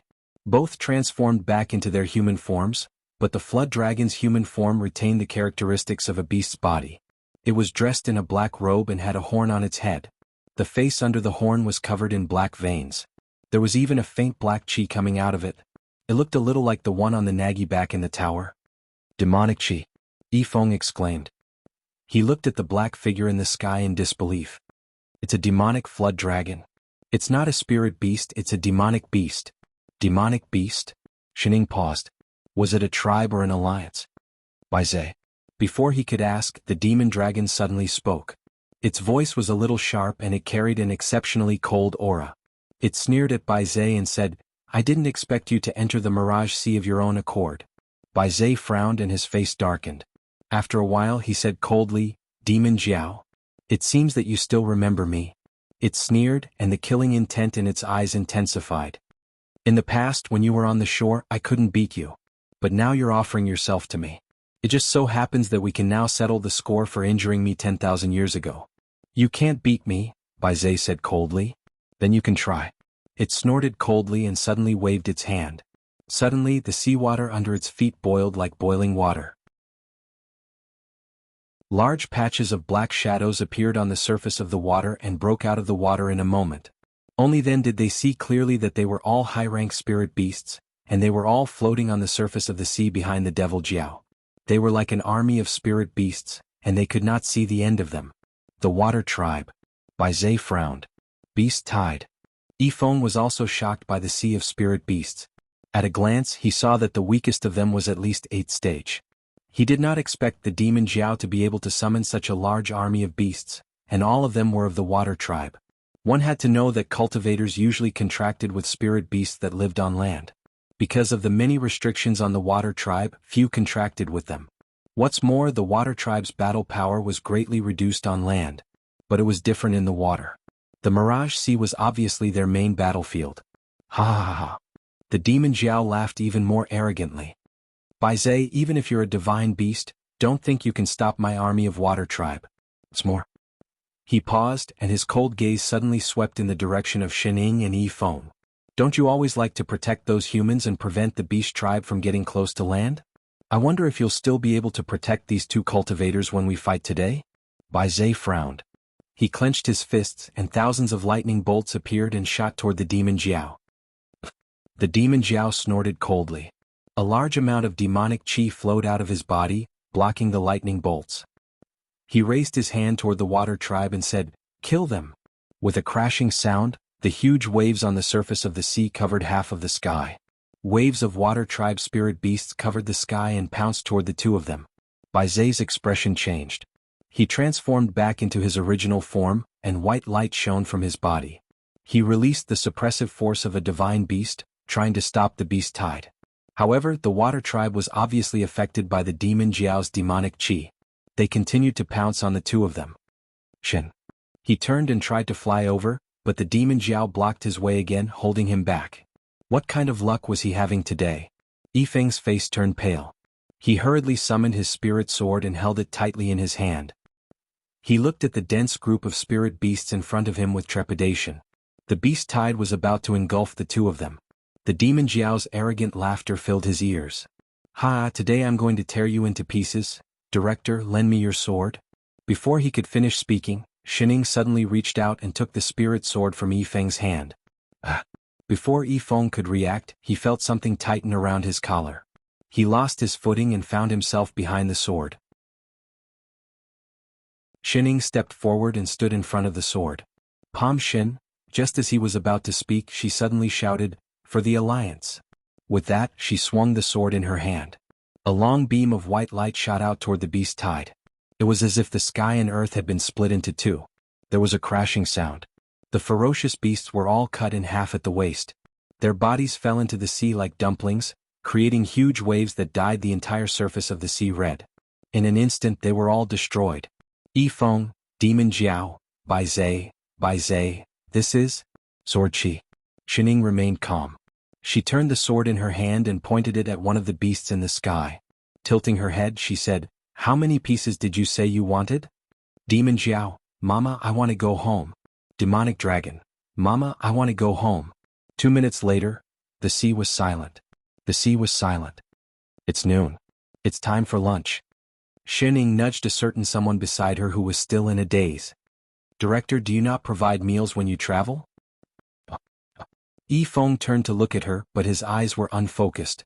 His face was filled with, "Who am I? Where am I? I forget it." Shining felt that this trip was a waste. She had thought that she would be able to have a good meal, but there was nothing. It seemed like the director was not as sensible as the masochist's father. She sighed. She turned to look at the sea and saw that there were all kinds of small animals being washed up. Suddenly he felt a ding sound in his mind. So many seafood.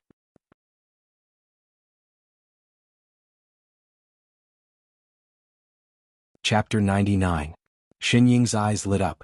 She walked towards the shore and pulled up the fish tail, which was half the height of a human.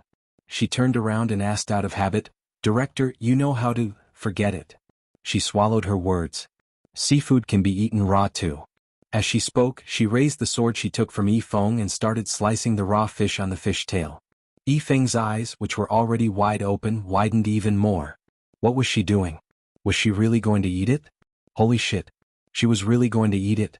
"Come over." Shining waved at him. "Who the hell wants to eat with you? So when you asked if you could eat it, you really wanted to eat it." "Wait. Spirit Master, what are you doing? Where did the plate in your hand come from? Why are you helping her to set it up? Don't forget that you're a beast too." Yifeng finally regained some of his rationality, but it all collapsed again. He had been dreaming since a quarter of an hour ago. That's right. It must be a dream.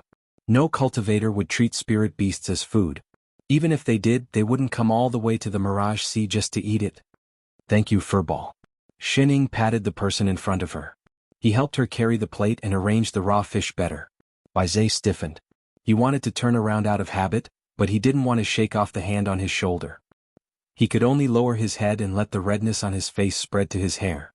Shining, who was full, had already turned to look at the half of the seafood on the beach. She sighed as she looked.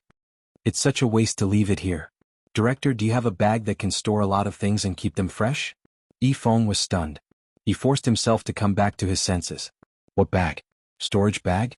You're not only eating, you want to take it away. There's so much seafood. It'd be great if I could bring it back for Chef to process." She muttered subconsciously. Just as she finished speaking, a blue bag appeared in front of her. Xinying's eyes brightened. She took the bag and glanced at the person who was still lowering his head. "Thanks, Furball." After saying that, he stood up and walked forward. He began to throw the seafood on the ground into his bag one by one. What a great harvest. Bai Zai stood still, his head still lowered.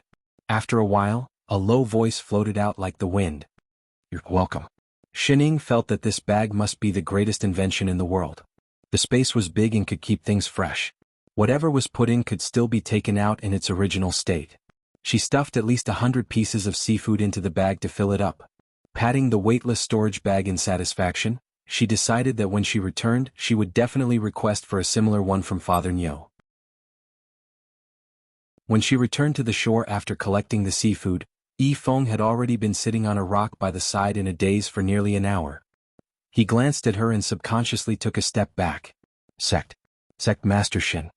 Suddenly he understood why the Xianyuan and Yin families were so cautious and fearful when they saw her. She wanted him, his legs would also go weak. That sword was too terrifying. Director, thank you for your sword. Shining handed the sword in her hand to him. Yifeng's little heart trembled even more. You're welcome. He had never felt that the sword was so heavy. If it was not his intrinsic dermic artifact, he would have thrown it away. Where do we go next? Shining asked. Yifeng stiffened and said tentatively, it's getting late. Should we go back first? She tilted her head. She had enough ingredients. But you haven't found your pet? Pet? Sect Master Shin, thank you. I'm not in a hurry. One sword had killed tens of thousands of marine creatures. If this continued, there would be no living creatures left in the Mirage Sea. I see. Shining was silent for a while, feeling a little embarrassed. Suddenly, as if remembering something, her eyes brightened. Wait a minute. With that, she turned and ran into the forest. A moment later, there was a rustling sound, and the surrounding trees were suddenly pushed aside. She dragged something with one hand and walked back step by step. With a light fling, a huge pitch-black object was thrown in front of Yifeng with a bang. Do you think this one is okay? Shining asked seriously. Mojiao. Looking at the dying flood dragon on the ground, Yifeng's mouth twitched violently. Sect Master Shin, although flood dragons are comparable to divine beasts, but they have already become demons. I am cultivating the immortal Tao. It is not good for me to be associated with demons. Oh. Shining nodded and looked at the demonic flood dragon on the ground. So demons are so useless? They can't even be pets. Everyone, forget it, let's not eat it. Don't, great immortal. The demonic flood dragon, which had been pretending to be dead, suddenly jumped up and shrank its tail. Tears immediately flowed out of its eyes. I haven't become a demon completely. Look at my right eye. Half of it is still black. With that said, it moved its head and moved its right eye. Indeed, only the top half of the eye was red. The bottom half was still black. Great immortal, please have mercy on me. I won't become a demon again. No more. It shook its head vigorously, its tears falling like rain. Seeing that Shining was unmoved, it turned to Yifeng and said, I won't dare to do bad things again. I'm willing to form a master-servant contract and become this fellow Taoist's pet. A very, very good pet. Yifeng. I want a contracted spirit beast, not a pet. You're willing to break your demonic bones? Disperse all your demonic qi? Bai Zhe suddenly said in a low voice. I'm willing. It nodded frantically. It did not want to be eaten. Human cultivators were too scary. It did not want to go to the Azure world to eat people anymore. All right. Bai Zhe's expression darkened. He hit the flood dragon's head with his palm. A white and red light flashed across his palm and entered the flood dragon's forehead. The demonic flood dragon screamed and rolled on the beach in pain. The remaining demonic qi on its body slowly dissipated. Its skin and flesh began to split open, dripping with blood. It looked like it was shedding its skin. Its body became much smaller and the new flesh on its body was slowly covered with a layer of green scales. In less than half an hour, it had already shed its demonic bones and turned into a small green flood dragon. The only difference was that the black flood dragon horn on its forehead had disappeared. Its cultivation level had dropped by more than half. Just like the cloud-bearing beast from before, it was only at the 13th level. Contract. Bai Zhe glanced at Yifeng. Huh. Yifeng paused for a moment before replying, oh. He hurriedly conjured a seal with both hands and recited a long incantation. A golden contract array appeared under the flood dragon's body. Golden light began to spread throughout its body. The little flood dragon had no intention of resisting. It did not dare to. When the golden light completely covered its body and entered its body, a golden contract mark slowly appeared on its forehead. The contract was completed. It took less than half an hour. It had to be said that this was Yifeng's fastest and smoothest contract. It was also the simplest one. His contract partner was a 13th level spirit beast, a flood dragon that could transform into a dragon in the future. And it was a master-servant contract. He subconsciously touched his empty forehead. A master-servant contract. If the master died, the servant would follow. If the master was injured, the servant would suffer. It was like a cannon fodder contract. Even ordinary spirit beasts would not accept a master-servant contract, let alone a high-grade spirit beast. Yet he had contracted a flood dragon. Indeed, he was dreaming, right?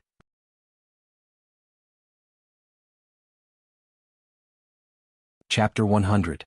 Thank you, Patriarch Yi, for your warm hospitality. You are indeed a big family. We have benefited a lot from this trip. Lone Moon cupped his fists and bowed, smiling like a spring breeze.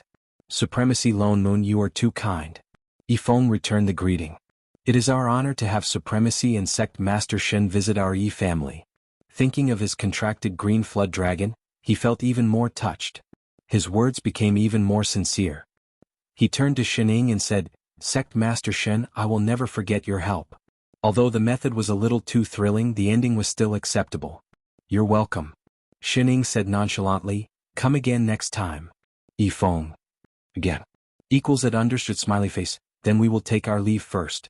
Lone Moon nodded and smiled at the Yi family supervisor on his right. The supervisor's face darkened as if he had thought of something. Lone Moon then summoned his flying sword and pulled Shening away. Yifeng and the supervisor heaved a sigh of relief. They had finally sent these two off. In just 3 days they had lost at least 10 years of their lives. Wait. Spirit Master, where are you going? I'm just sending them off, don't fly away with them. Fellow Taoist, is there anything else? Lone Moon stopped at the transportation array and turned to look at the person who had been following them for no reason. He had thought that it was a disciple sent by the Yi family to send them off, but this was a little too far. Yifeng could not even see through his cultivation level. Furball?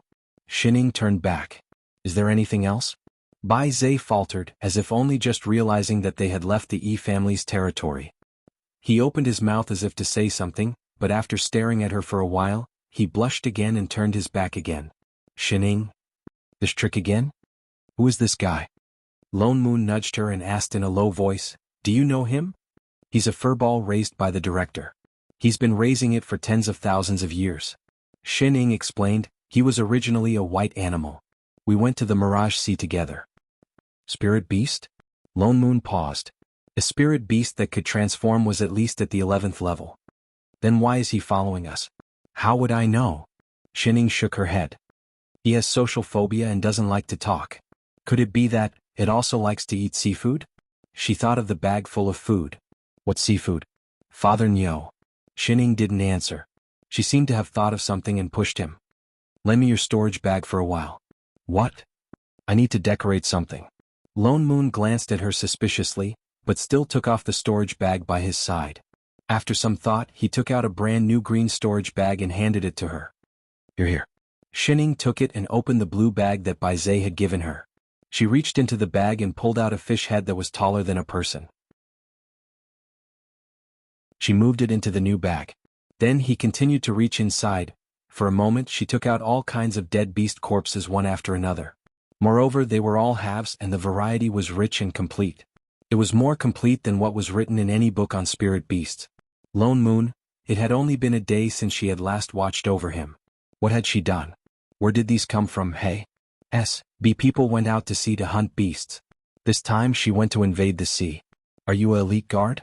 Shening searched for a whole half an hour before stopping. She handed the bag of seafood to Bai Zhe. Sorry, I forgot to separate the spoils. Here. Seeing that he didn't take it, she directly stuffed it into his hands. You've worked hard too. Take it. You don't have to send me back. Come to Invincible Sect when you have time. Goodbye. With that, she turned and pulled Father Nyo into the transportation array. Bai Zhe, who had a bag of seafood stuffed into his hands. You didn't want this? Oh yes, Shening, what's this spirit beast called? Lone Moon asked. I think it's called by something. I forgot. Anyway, it's a white, long-horned and looks quite delicious. Oh yes, the director called it Spirit Lord. Spirit Lord? Lone Moon was stunned. He suddenly thought of something and almost fell off his sword. Divine Beast Bai Zhe. Holy shit, no way so fast? Family Myriad Beast Peak. Spirit Lord. Yifeng bowed to the person in front of him. May I know what instructions you have for me? Where is Invincible Sect? Before he could get up, a familiar cold voice sounded. Invincible Sect? Yifeng paused. A moment later he answered, I heard it's in the demon realm. Lead the way. Lead what way? She invited me to play, Bai Zhe said with a straight face. Yifeng's mouth twitched. He doubted his own ears. Spirit Lord, didn't they just leave? It hasn't even been an hour. Even if she invited him, wasn't this a little too fast? We'll leave in half an hour. Bai Zhe ignored his question and turned to walk into the cave. What did he just hear? Spirit Lord was actually going to find that terrifying sect Master Shin? Could it be that he was traumatized by her act of tearing apart the beasts and wanted to get back at her? That was possible. After all, divine beasts were the proudest race. Wait, Spirit Lord, why are you carrying the black spirit flower? Didn't you say that this was a sacred item of the divine race and no one was allowed to touch it? A gift. It was her first time going, so she naturally had to bring a gift. You must be freaking kidding me. Xin Ying and Lone Moon traveled for 5 days straight before returning to Invincible Sect. Once they reached the back hall, Xin Ying collapsed on the chair and could not get up. 2 days as a guest and half a month on the road. Suddenly she understood why everyone in this world could fly. The map was really too big. This trip had used up all the money she had accumulated over the years. Most importantly, she did not get to eat anything good. Important? Sect Master Elder Lone Moon. Just as she was thinking about how to get Father Nyo to bring her to the city for a meal, Yu Hong walked in with a red invitation card. Her expression was a little strange. This is a greeting card from the Yi family. Greeting card. They're sending a greeting card so soon? They seem to be in a hurry. Lone Moon was a little surprised that they had just returned. Thinking that it was an ordinary courtesy, he took it without looking at it carefully. Thinking about the business they had just negotiated, he instructed, "Go and reply to them. Tell them that our Invincible Sect welcomes them at any time." No. Yu Hong's expression was a little strange. This invitation card was not sent using sorcery. Did the Yi family send someone to deliver it personally? Lone Moon was stunned. This was a little too sincere. They are really polite. Then go and reply to them directly. If it's convenient, just set a date and come over. We will be waiting for you at any time. No. Yu Hong's mouth twitched. The Yi family patriarch is already here.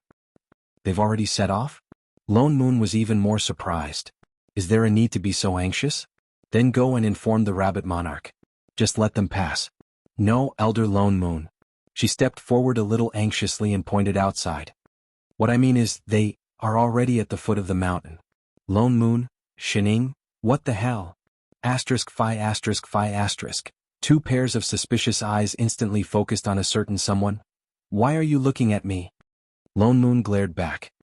I'm talking about a proper business deal. I'm not cheating anyone. Oh, ***2. Oh, your sister. Retract your doubtful wavy lines.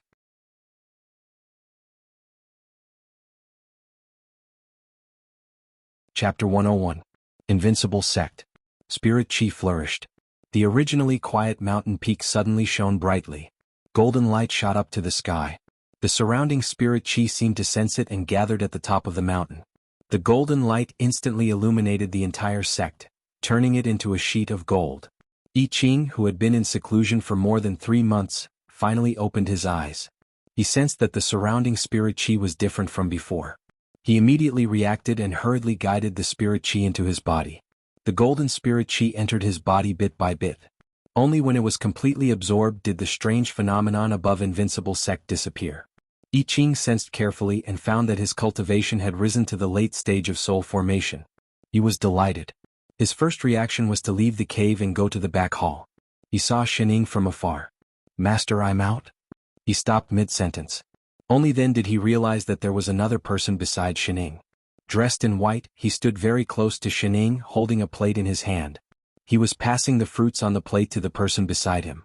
That dazzling gaze was very unpleasant to look at. I Ching faintly felt suffocated. It had only been a few months.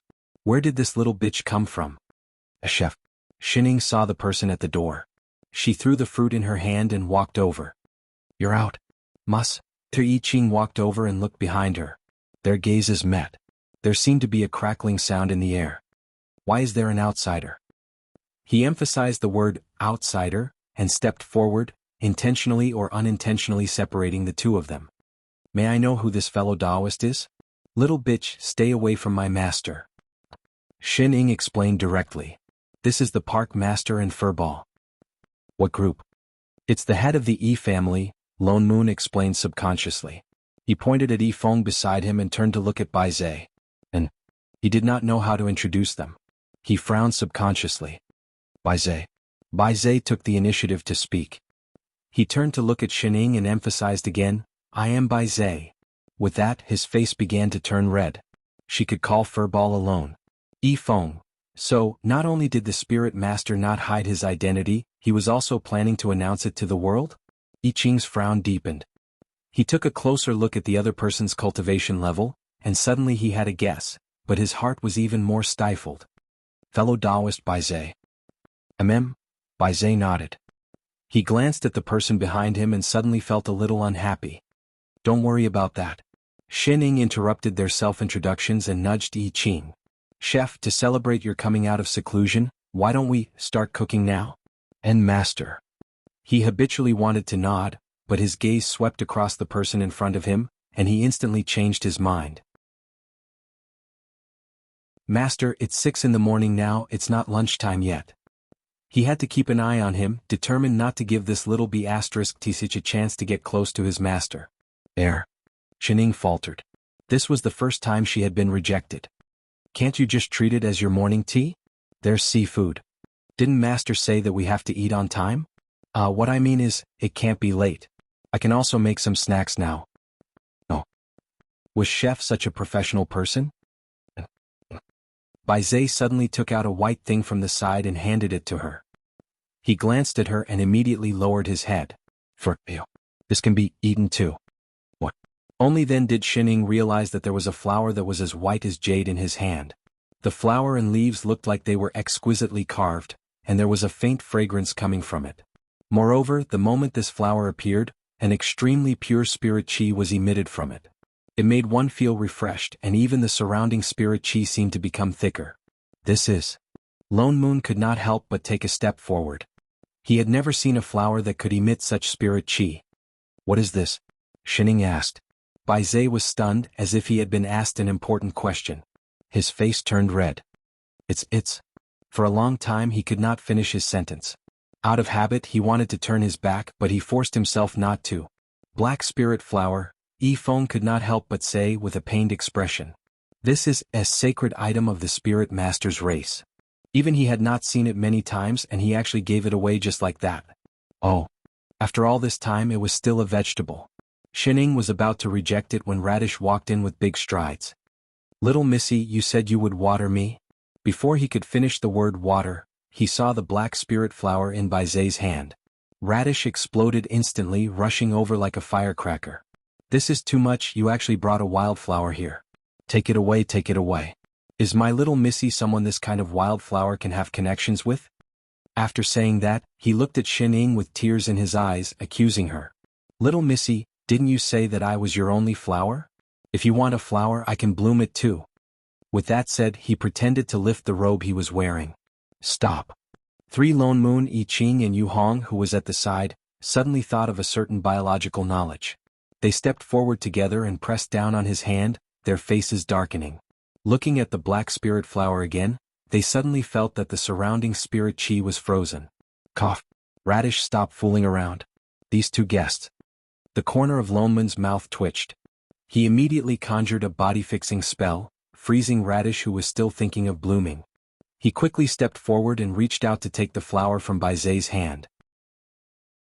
Thank you, Bai. Fellow Taoist Bai. The two of you have had a long journey. Why don't you go to the guest room and rest first? Although Feng did not understand why they had suddenly come together to press the green-clothed man to the ground, he felt that the atmosphere was strange, so he nodded. Then I'll have to trouble sect leader Shen and the 2 elders. Yu Hong, quickly bring these 2 guests to the guest room. Lone Moon hurriedly gestured to Yu Hong. Yu Hong understood and immediately stepped forward to lead the way. Please. Please. Feng was just about to turn, when he saw that the person beside him did not move at all. Spirit Lord? I'm not leaving. Feng hesitated. After thinking for a moment he explained, Spirit Lord is just going down to rest, not to return to the Yi family. Bai Zhe looked at Shining. His voice was still cold, but there was a hint of firmness in it. I haven't finished eating. What did he mean? What haven't you finished eating? Fruit? But wasn't Sect Master Shen the only one who ate fruit just now? Before he could ask, I Ching's expression turned cold. There's no need to trouble fellow Taoist Bai. I've always been in charge of Master's meals.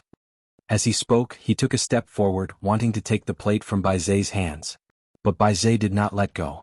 I Ching tried a few times but to no avail. For a moment they were in a stalemate.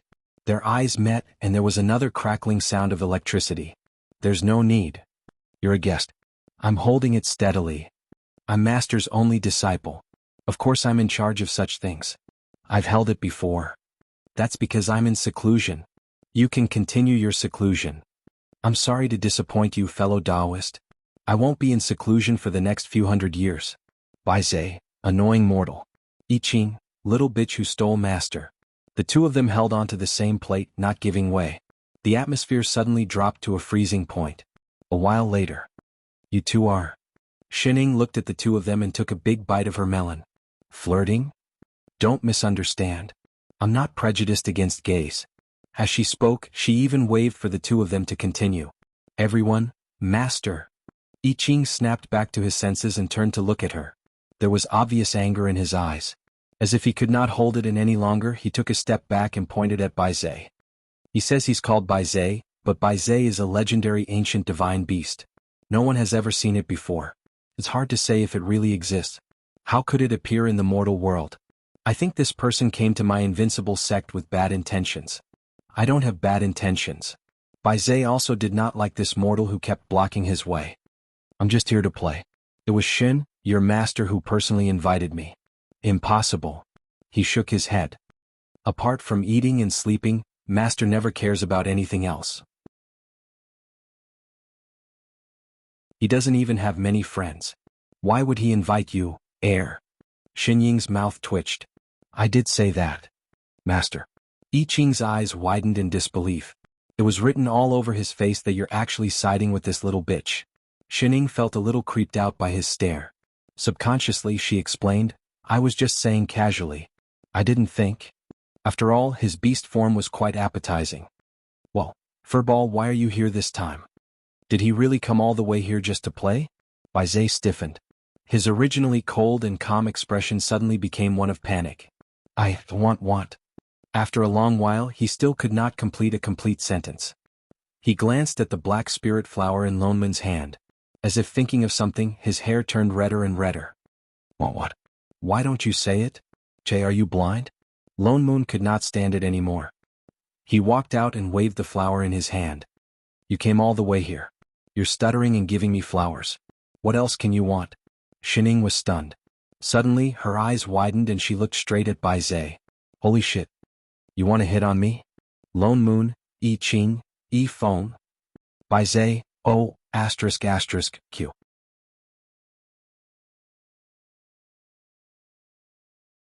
Chapter 102. Invincible Sect, Rear Hall. Master, I feel that this Bai Zai is not a simple person. It's better not to interact with him too much, I Ching said with a serious expression that he had never shown before. He's quite nice. Shining replied as she nibbled on a pastry.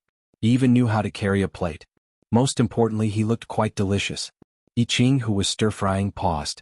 Master, you've been in seclusion for a long time. You don't know how evil people can be. He's not a human.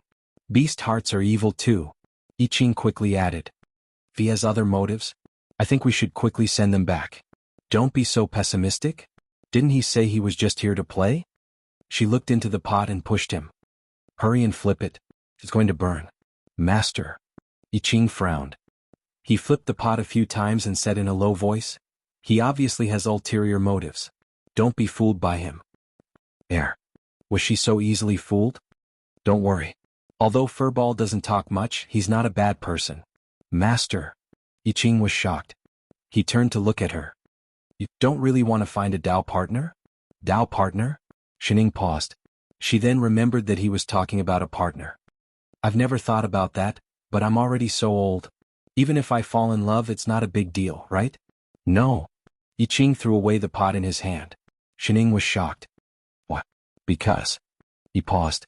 He could not think of a reason. Who the hell knew? Anyway, he just hated the way that person stuck to Master. He thought about it and ignored the food in the pot. He grabbed her hand and said, Master, believe me, finding a Dao partner is a big thing. You can't do it casually. That Bai Zai doesn't look like a good person, not a good beast. What's more, you're a human cultivator. You shouldn't be with him. He didn't say he wanted to find Furball.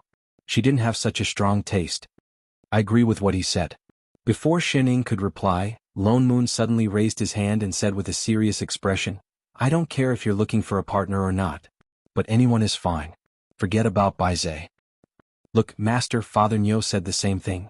I Ching nodded his head vigorously. This was the first time he was responding to Lone Moon's words.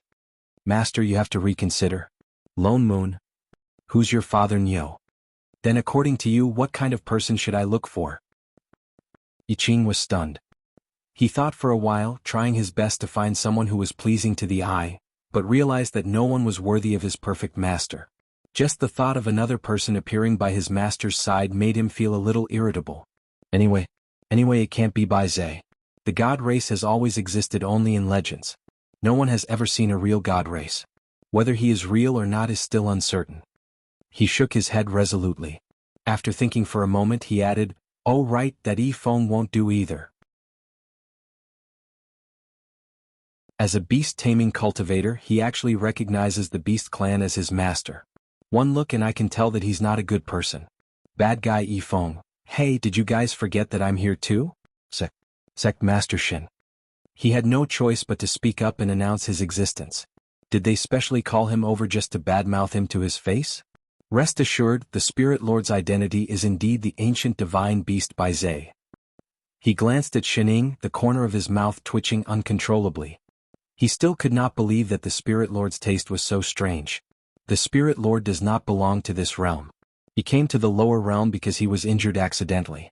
Coincidentally, he met the ancestors of the Yi family in the Mirage Sea.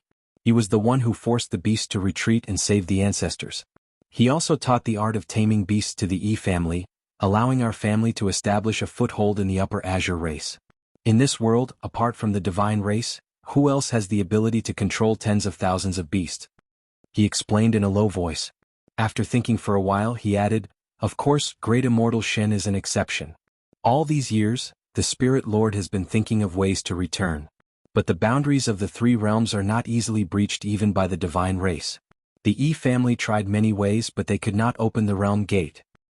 The ancestors of the Yi family once promised the Spirit Lord that if he ascended to the immortal realm, they would do everything they could to help him return to where he came from. But all these years no one from the Yi family has succeeded. They could not even go to the immortal realm, let alone the more unpredictable divine realm. His face was full of guilt. That's why, all these years he has been staying with the Yi family. And because he is at the Mirage Sea, those aquatic beasts do not dare to go ashore and enter the Upper Azure world. And that black spirit flower? He glanced at Lone Moon. That is the only thing the Spirit Lord brought from the divine race. It is said that the flower has the ability to connect the three realms. It is also the Spirit Lord's only hope of returning. Now that he has given such an important thing to Sect Master Shin, we can see his sincerity. You said that this flower can open the gate of the three realms? Lone Moon took out the black spirit flower and asked ambiguously. That's right. Yi Feng nodded vigorously. The Spirit Lord did mention it before.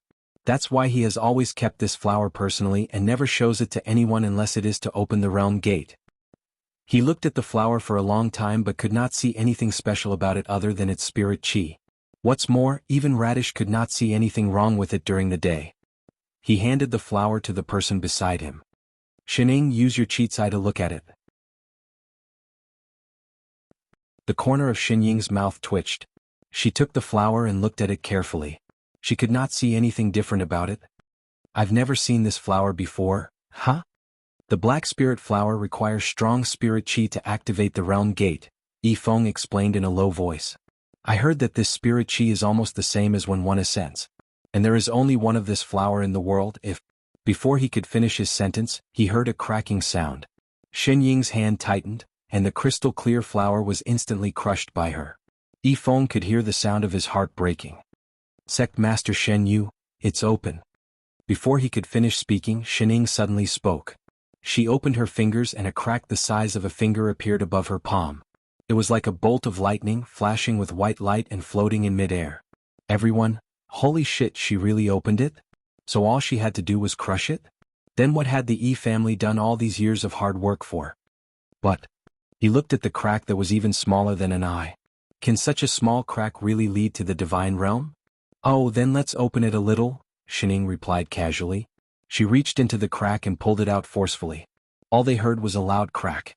The crack that was originally only a finger's width suddenly opened up like a piece of paper. It was 2 to 3 feet wide. She really tore the realm gate with her bare hands. Go get Furball, let's go home for dinner. Yi Feng, Lone Moon, Yi Qing.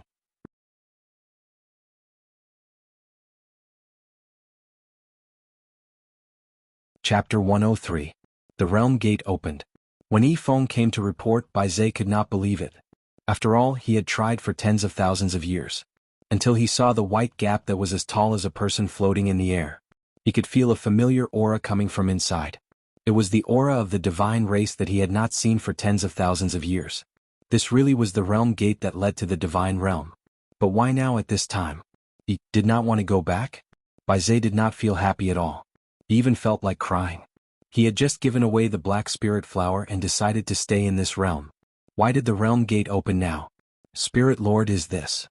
Yi Feng asked excitedly. Bai Zhe subconsciously took 2 steps forward and nodded. Yes, that's great. The promise of the Yi family for generations was fulfilled in his generation. He hurriedly cupped his fists and bowed. Congratulations, Spirit Lord. You can finally go back. Bai Zhe didn't answer. He turned to look at Shining. His face was still cold, but his eyes were filled with grievance. He seemed to be hoping that she would say something. Shining moved a little awkwardly. She coughed and waved. Furball, goodbye. The light in his eyes dimmed. He felt even more aggrieved. He clenched his fists and took 2 steps closer to her. His face flushed red instantly. He took a deep breath and said as if he had found his voice, I've only given the black spirit flower to you. Shining hesitated. Why did he tell her this? Really? He thought that she did not believe him. He said anxiously, in the future, I will not give it to anyone else. You have to believe me. That was the most important token of the divine race. He reached out to grab her hand. In all these years, she was the only woman who made him give away the black spirit flower. Yi Qing, who had been standing at the side, cut in between the two of them. He blocked Bai Zhe's increasingly heated gaze. Master has already used the black spirit flower to help you open the realm gate. Stay away from my master, you little bastard. The realm gate is open for a limited time. Fellow Taoist, you should leave as soon as possible. Bai Zhe was stunned. He glared at Yi Qing unhappily. The fire between the two of them burned again. As expected, he hated this mortal. Spirit Lord, we really have to hurry up. Yi Feng pointed at the realm gate that was beginning to shrink and reminded him anxiously. Only then did Bai Zhe turn around and look at the realm gate. Then he turned back to look at Shining and took a few steps towards the realm gate. However, he stopped in front of the door and looked at the snow-white hole. His brows furrowed deeper and deeper, and he hesitated to take that step forward. If he went in, he would never be able to return. Never to see him again? Fellow Taoist, please? Yi Qing began to chase him away.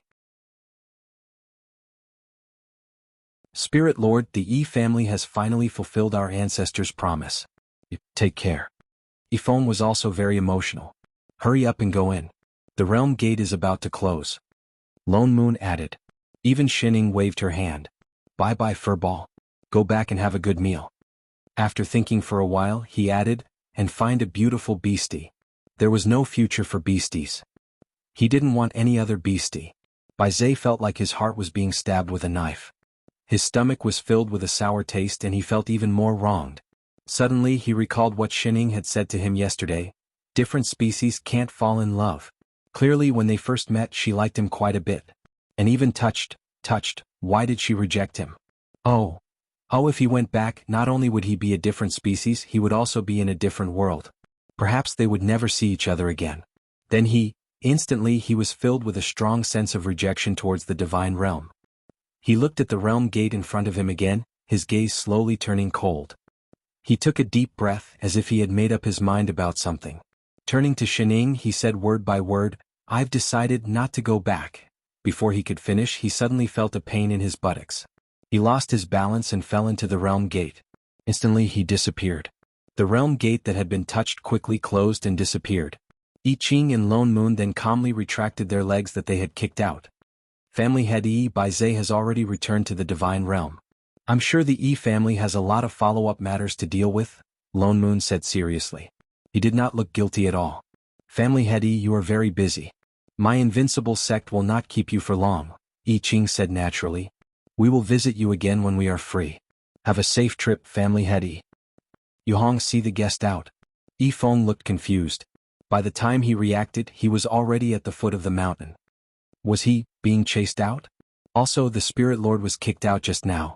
Could it be that he didn't intend to go back? SB. He felt like he should pretend not to know. Master, what do you want to eat today? I Ching instantly felt refreshed after solving a big problem. He automatically switched to ordering mode.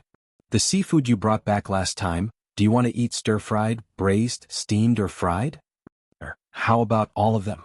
Xining was very satisfied with his current state. She had all the ingredients anyway. Yes, master, no problem, master. I Ching was in high spirits as he rushed into the kitchen. Seeing the two of them start their daily mental block, Lone Moon could not help but roll his eyes. But he still stopped in his tracks and sat down. I wonder how the seafood tastes. Father Nyo. What? She wanted to chase him away and eat all the food for herself? Who is Baize? Huh? What did she mean?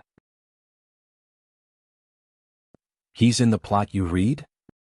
Lone Moon paused. Then he understood what she was asking about. He frowned and poured himself a cup of tea. When did you find out? He did not mention it at all. The day I came back, Xining answered honestly. Shit. He almost spat out his tea. The day he came back was the day he heard the name Baize. How the hell did you guess that he's a character in the plot? He actually saw through it right from the start. How did she do it? She was a retard when she did not use her brain, but once she did, she hit the nail on the head? I saw your reaction and I knew. Although Father Nyo controlled the people of Invincible Sect a little too much, he had always been unreasonable. To outsiders he was very polite and easygoing. He paid attention to his image and only dug holes behind their backs. But he was different towards Baize. He did not seem to like him from the start. Even when I Ching strongly objected, he stood firmly on his side. Even when he sent I Ching back to the Divine Realm, he gave him a kick. It was as if he was trying his best to prevent them from having anything to do with him. In the books you read, is Baize a troublesome character? Lone Moon did not answer. But his frown deepened. If he did not see Baize, he would have forgotten that this was a world written in a book. He's not a villain, is he? I don't think so. He sighed and squeezed the teacup in his hand. I said before, I don't remember many novels that little girls read. And those plots all happened in the immortal realm. Baize is a divine being. He's already stronger than ordinary immortals. He should be considered the main character's cheat. Then it has something to do with Chef.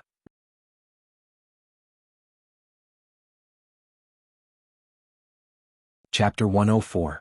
What has it got to do with him? Lone Moon faltered. He's not the main character. Anyway, the main characters in the book all have calamity constitutions, the kind that are possessed by Conan. There's no benefit in getting involved with them, especially the main character in this book is a bit. Anyway, it's hard to explain. That's why I don't like that Baize. The disasters caused by the main character are more or less caused by him. Besides, the female lead is a...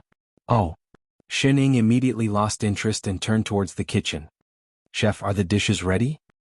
Yes, master, they'll be here soon. I Ching answered and walked out with 2 plates of seafood. Xining immediately picked up her chopsticks and focused on eating. Let me finish. Lone Moon's mouth twitched. Why did she always listen halfway? Didn't you mention it? It smells so good. Xining gave I Ching a thumbs up. Instantly, she felt that her stomach that had been crippled for a few months was alive again. Grilled rice, grilled rice, grilled rice. Father Nyo, eat. Eat your ass. Who would chat like this? He hadn't finished speaking. Who the hell wanted to? It looked really good. How about? He was just about to reach for his chopsticks when Xining reached out and stabbed the biggest piece of meat in the bowl, leaving only a bowl of gravy. Hey, leave some for me. It was a whole piece of meat. What was left after that? Just as he was about to take a piece, Xining suddenly loosened her hand and the meat in her hand fell back, splashing the gravy on the bowl and all over him. Holy shit, Xining, you have... Before he could finish, he saw that she suddenly looked up and stared at the sky without blinking, her brows furrowed. What? It was rare to see her so serious. He subconsciously looked up and followed her gaze, but only saw a blue sky. What do you see? Xining was stunned. After a while she murmured, up there, seems to be a door open? Door? What door? He looked seriously and even used his divine perception to check. There's nothing? How could there be a door in the sky? It's gone. Forget it, it must be an illusion. Shining turned around and did not pay much attention to it. She picked up the piece of meat again and finished it in 2 bites. Lone Moon, who was 1 step too late. Motherf asterisk her. This guy was doing it on purpose, he definitely was. Ever since the incident at the Immortal Ascension Pagoda, Invincible Sect's reputation had reached the same level as the 3 aristocratic families. Countless cultivators who did not belong to any sect were eager to join the Invincible Sect. Finally, it was time for the annual recruitment of disciples. With Invincible Sect's current strength, there was no longer a need for the entire sect to go out and pick up disciples. Even Lone Moon did not plan to leave the sect. Instead, he left this matter to Yu Hong. Yu Hong was the oldest among the 9 female cultivators, and also the one with the steadiest personality. That day when he was teaching them, her cultivation was the highest, so she naturally became the eldest senior sister among them. Although Siyu's power had surpassed hers in the past 2 years, she was still the one everyone trusted the most. If Lone Moon was the butler of Invincible Sect, then Yu Hong was the assistant butler. Most of the things that Lone Moon could not handle were handled by her. That was why he felt at ease leaving the recruitment of disciples to Yu Hong. Yu Hong was indeed responsible. She brought the 9 sisters out of the demon realm. She even specially divided them into 9 different immortal cities. Each person was in charge of a place, not just Upper Azure Town. In less than half a month's time, everyone returned with the disciples they had recruited. There were quite a lot of people, at least a few hundred. They were dressed in different clothes, and their cultivation levels ranged from chi refinement cultivators to nascent soul cultivators. Moreover, all of them were well built and full of energy. One could even see the faint pulsation of their muscles under their clothes. Lone Moon, these are new disciples? Straight face, flips table? What the hell was this déjà vu feeling, as if they were in a wet market? Why were they all recruited a bunch of steel? And all of them were women. Didn't they say that they would only look at the quality of their spirit roots and slowly choose them after they were brought back? Which one of them looked like a sword cultivator? Did they have any misunderstandings about the style of the sect? He pulled the red-robed girl over, exasperated. These are the elites you chose? That's right. Yu Hong nodded vigorously, her face full of excitement. Rest assured, Elder. Siyu has tested each of their skills. They are indeed very talented. Talented, my foot. He only saw muscles. What about sword cultivators? Let's see you, that King Kong Barbie, test them. If she can find sword cultivators, I'll consider it your win. Sword? Yu Hong's expression froze. She must have forgotten, right? She must have forgotten. But, Elder, aren't we a body cultivator sect? Who told you it's a body cultivator sect? You guys were the ones who became body cultivators, alright? But everyone is here. Yu Hong looked troubled. She was about to explain when her gaze landed on someone and her eyes lit up. Sect Master. She left Lone Moon behind and walked quickly back to the crowd. She shouted, Junior sisters, this is the person I mentioned to everyone before, the Sect Master of Invincible Sect, the strongest cultivator in the Upper Azure world. The scene immediately exploded. Hundreds of pairs of eyes fixed on Shining and shouted in unison, Greetings, Sect Master. Her voice was so imposing that it shook the entire universe. A certain someone who was carrying a water bottle and preparing to water Radish. Why were there suddenly so many people? Hello everyone. Shining waved her hand reflexively. Everyone's eyes lit up and they replied in unison, Greetings, Sect Master. Thank you all for your hard work, she replied subconsciously. Everyone was stunned. Someone took the lead to reply, For Invincible Sect. Everyone shouted again, For Invincible Sect. Their voices were so loud that they even used spirit chi. Even the hall shook. Lone Moon. Son of AB***. Did they think this was a military parade? How was this recruiting disciples? This was King developing a cult, wasn't it? They had brought a bunch of brainless fans back. His heart was so tired. Lone Moon did not like this group of disciples very much. In order to prevent the sect from becoming a body cultivator sect, he had put in a lot of effort. If this group of disciples were to be accepted, then Invincible Sect would not be able to turn the situation around. However, he had carefully checked everyone's qualifications. Other than 1 or 2 with poor spirit roots, the rest were really not bad. They had indeed been carefully selected, but the direction they had chosen was a little off. Lone Moon had no choice but to accept them. In the end, he only managed to get rid of a few nascent soul cultivators. It was not that their qualifications were not good, but that their cultivation had reached the nascent soul stage and they could already be guests. There was no need for them to be disciples.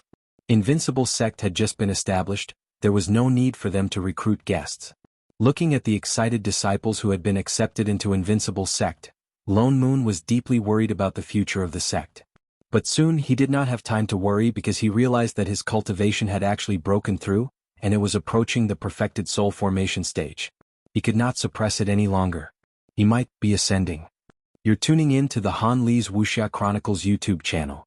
We're so grateful for your support, and don't forget to subscribe to join us on this incredible journey through captivating stories. Your generosity through donations truly makes a world of difference, as it's the primary source of revenue that allows me to expand and enhance this channel for you. Thank you from the bottom of my heart for being a part of this adventure.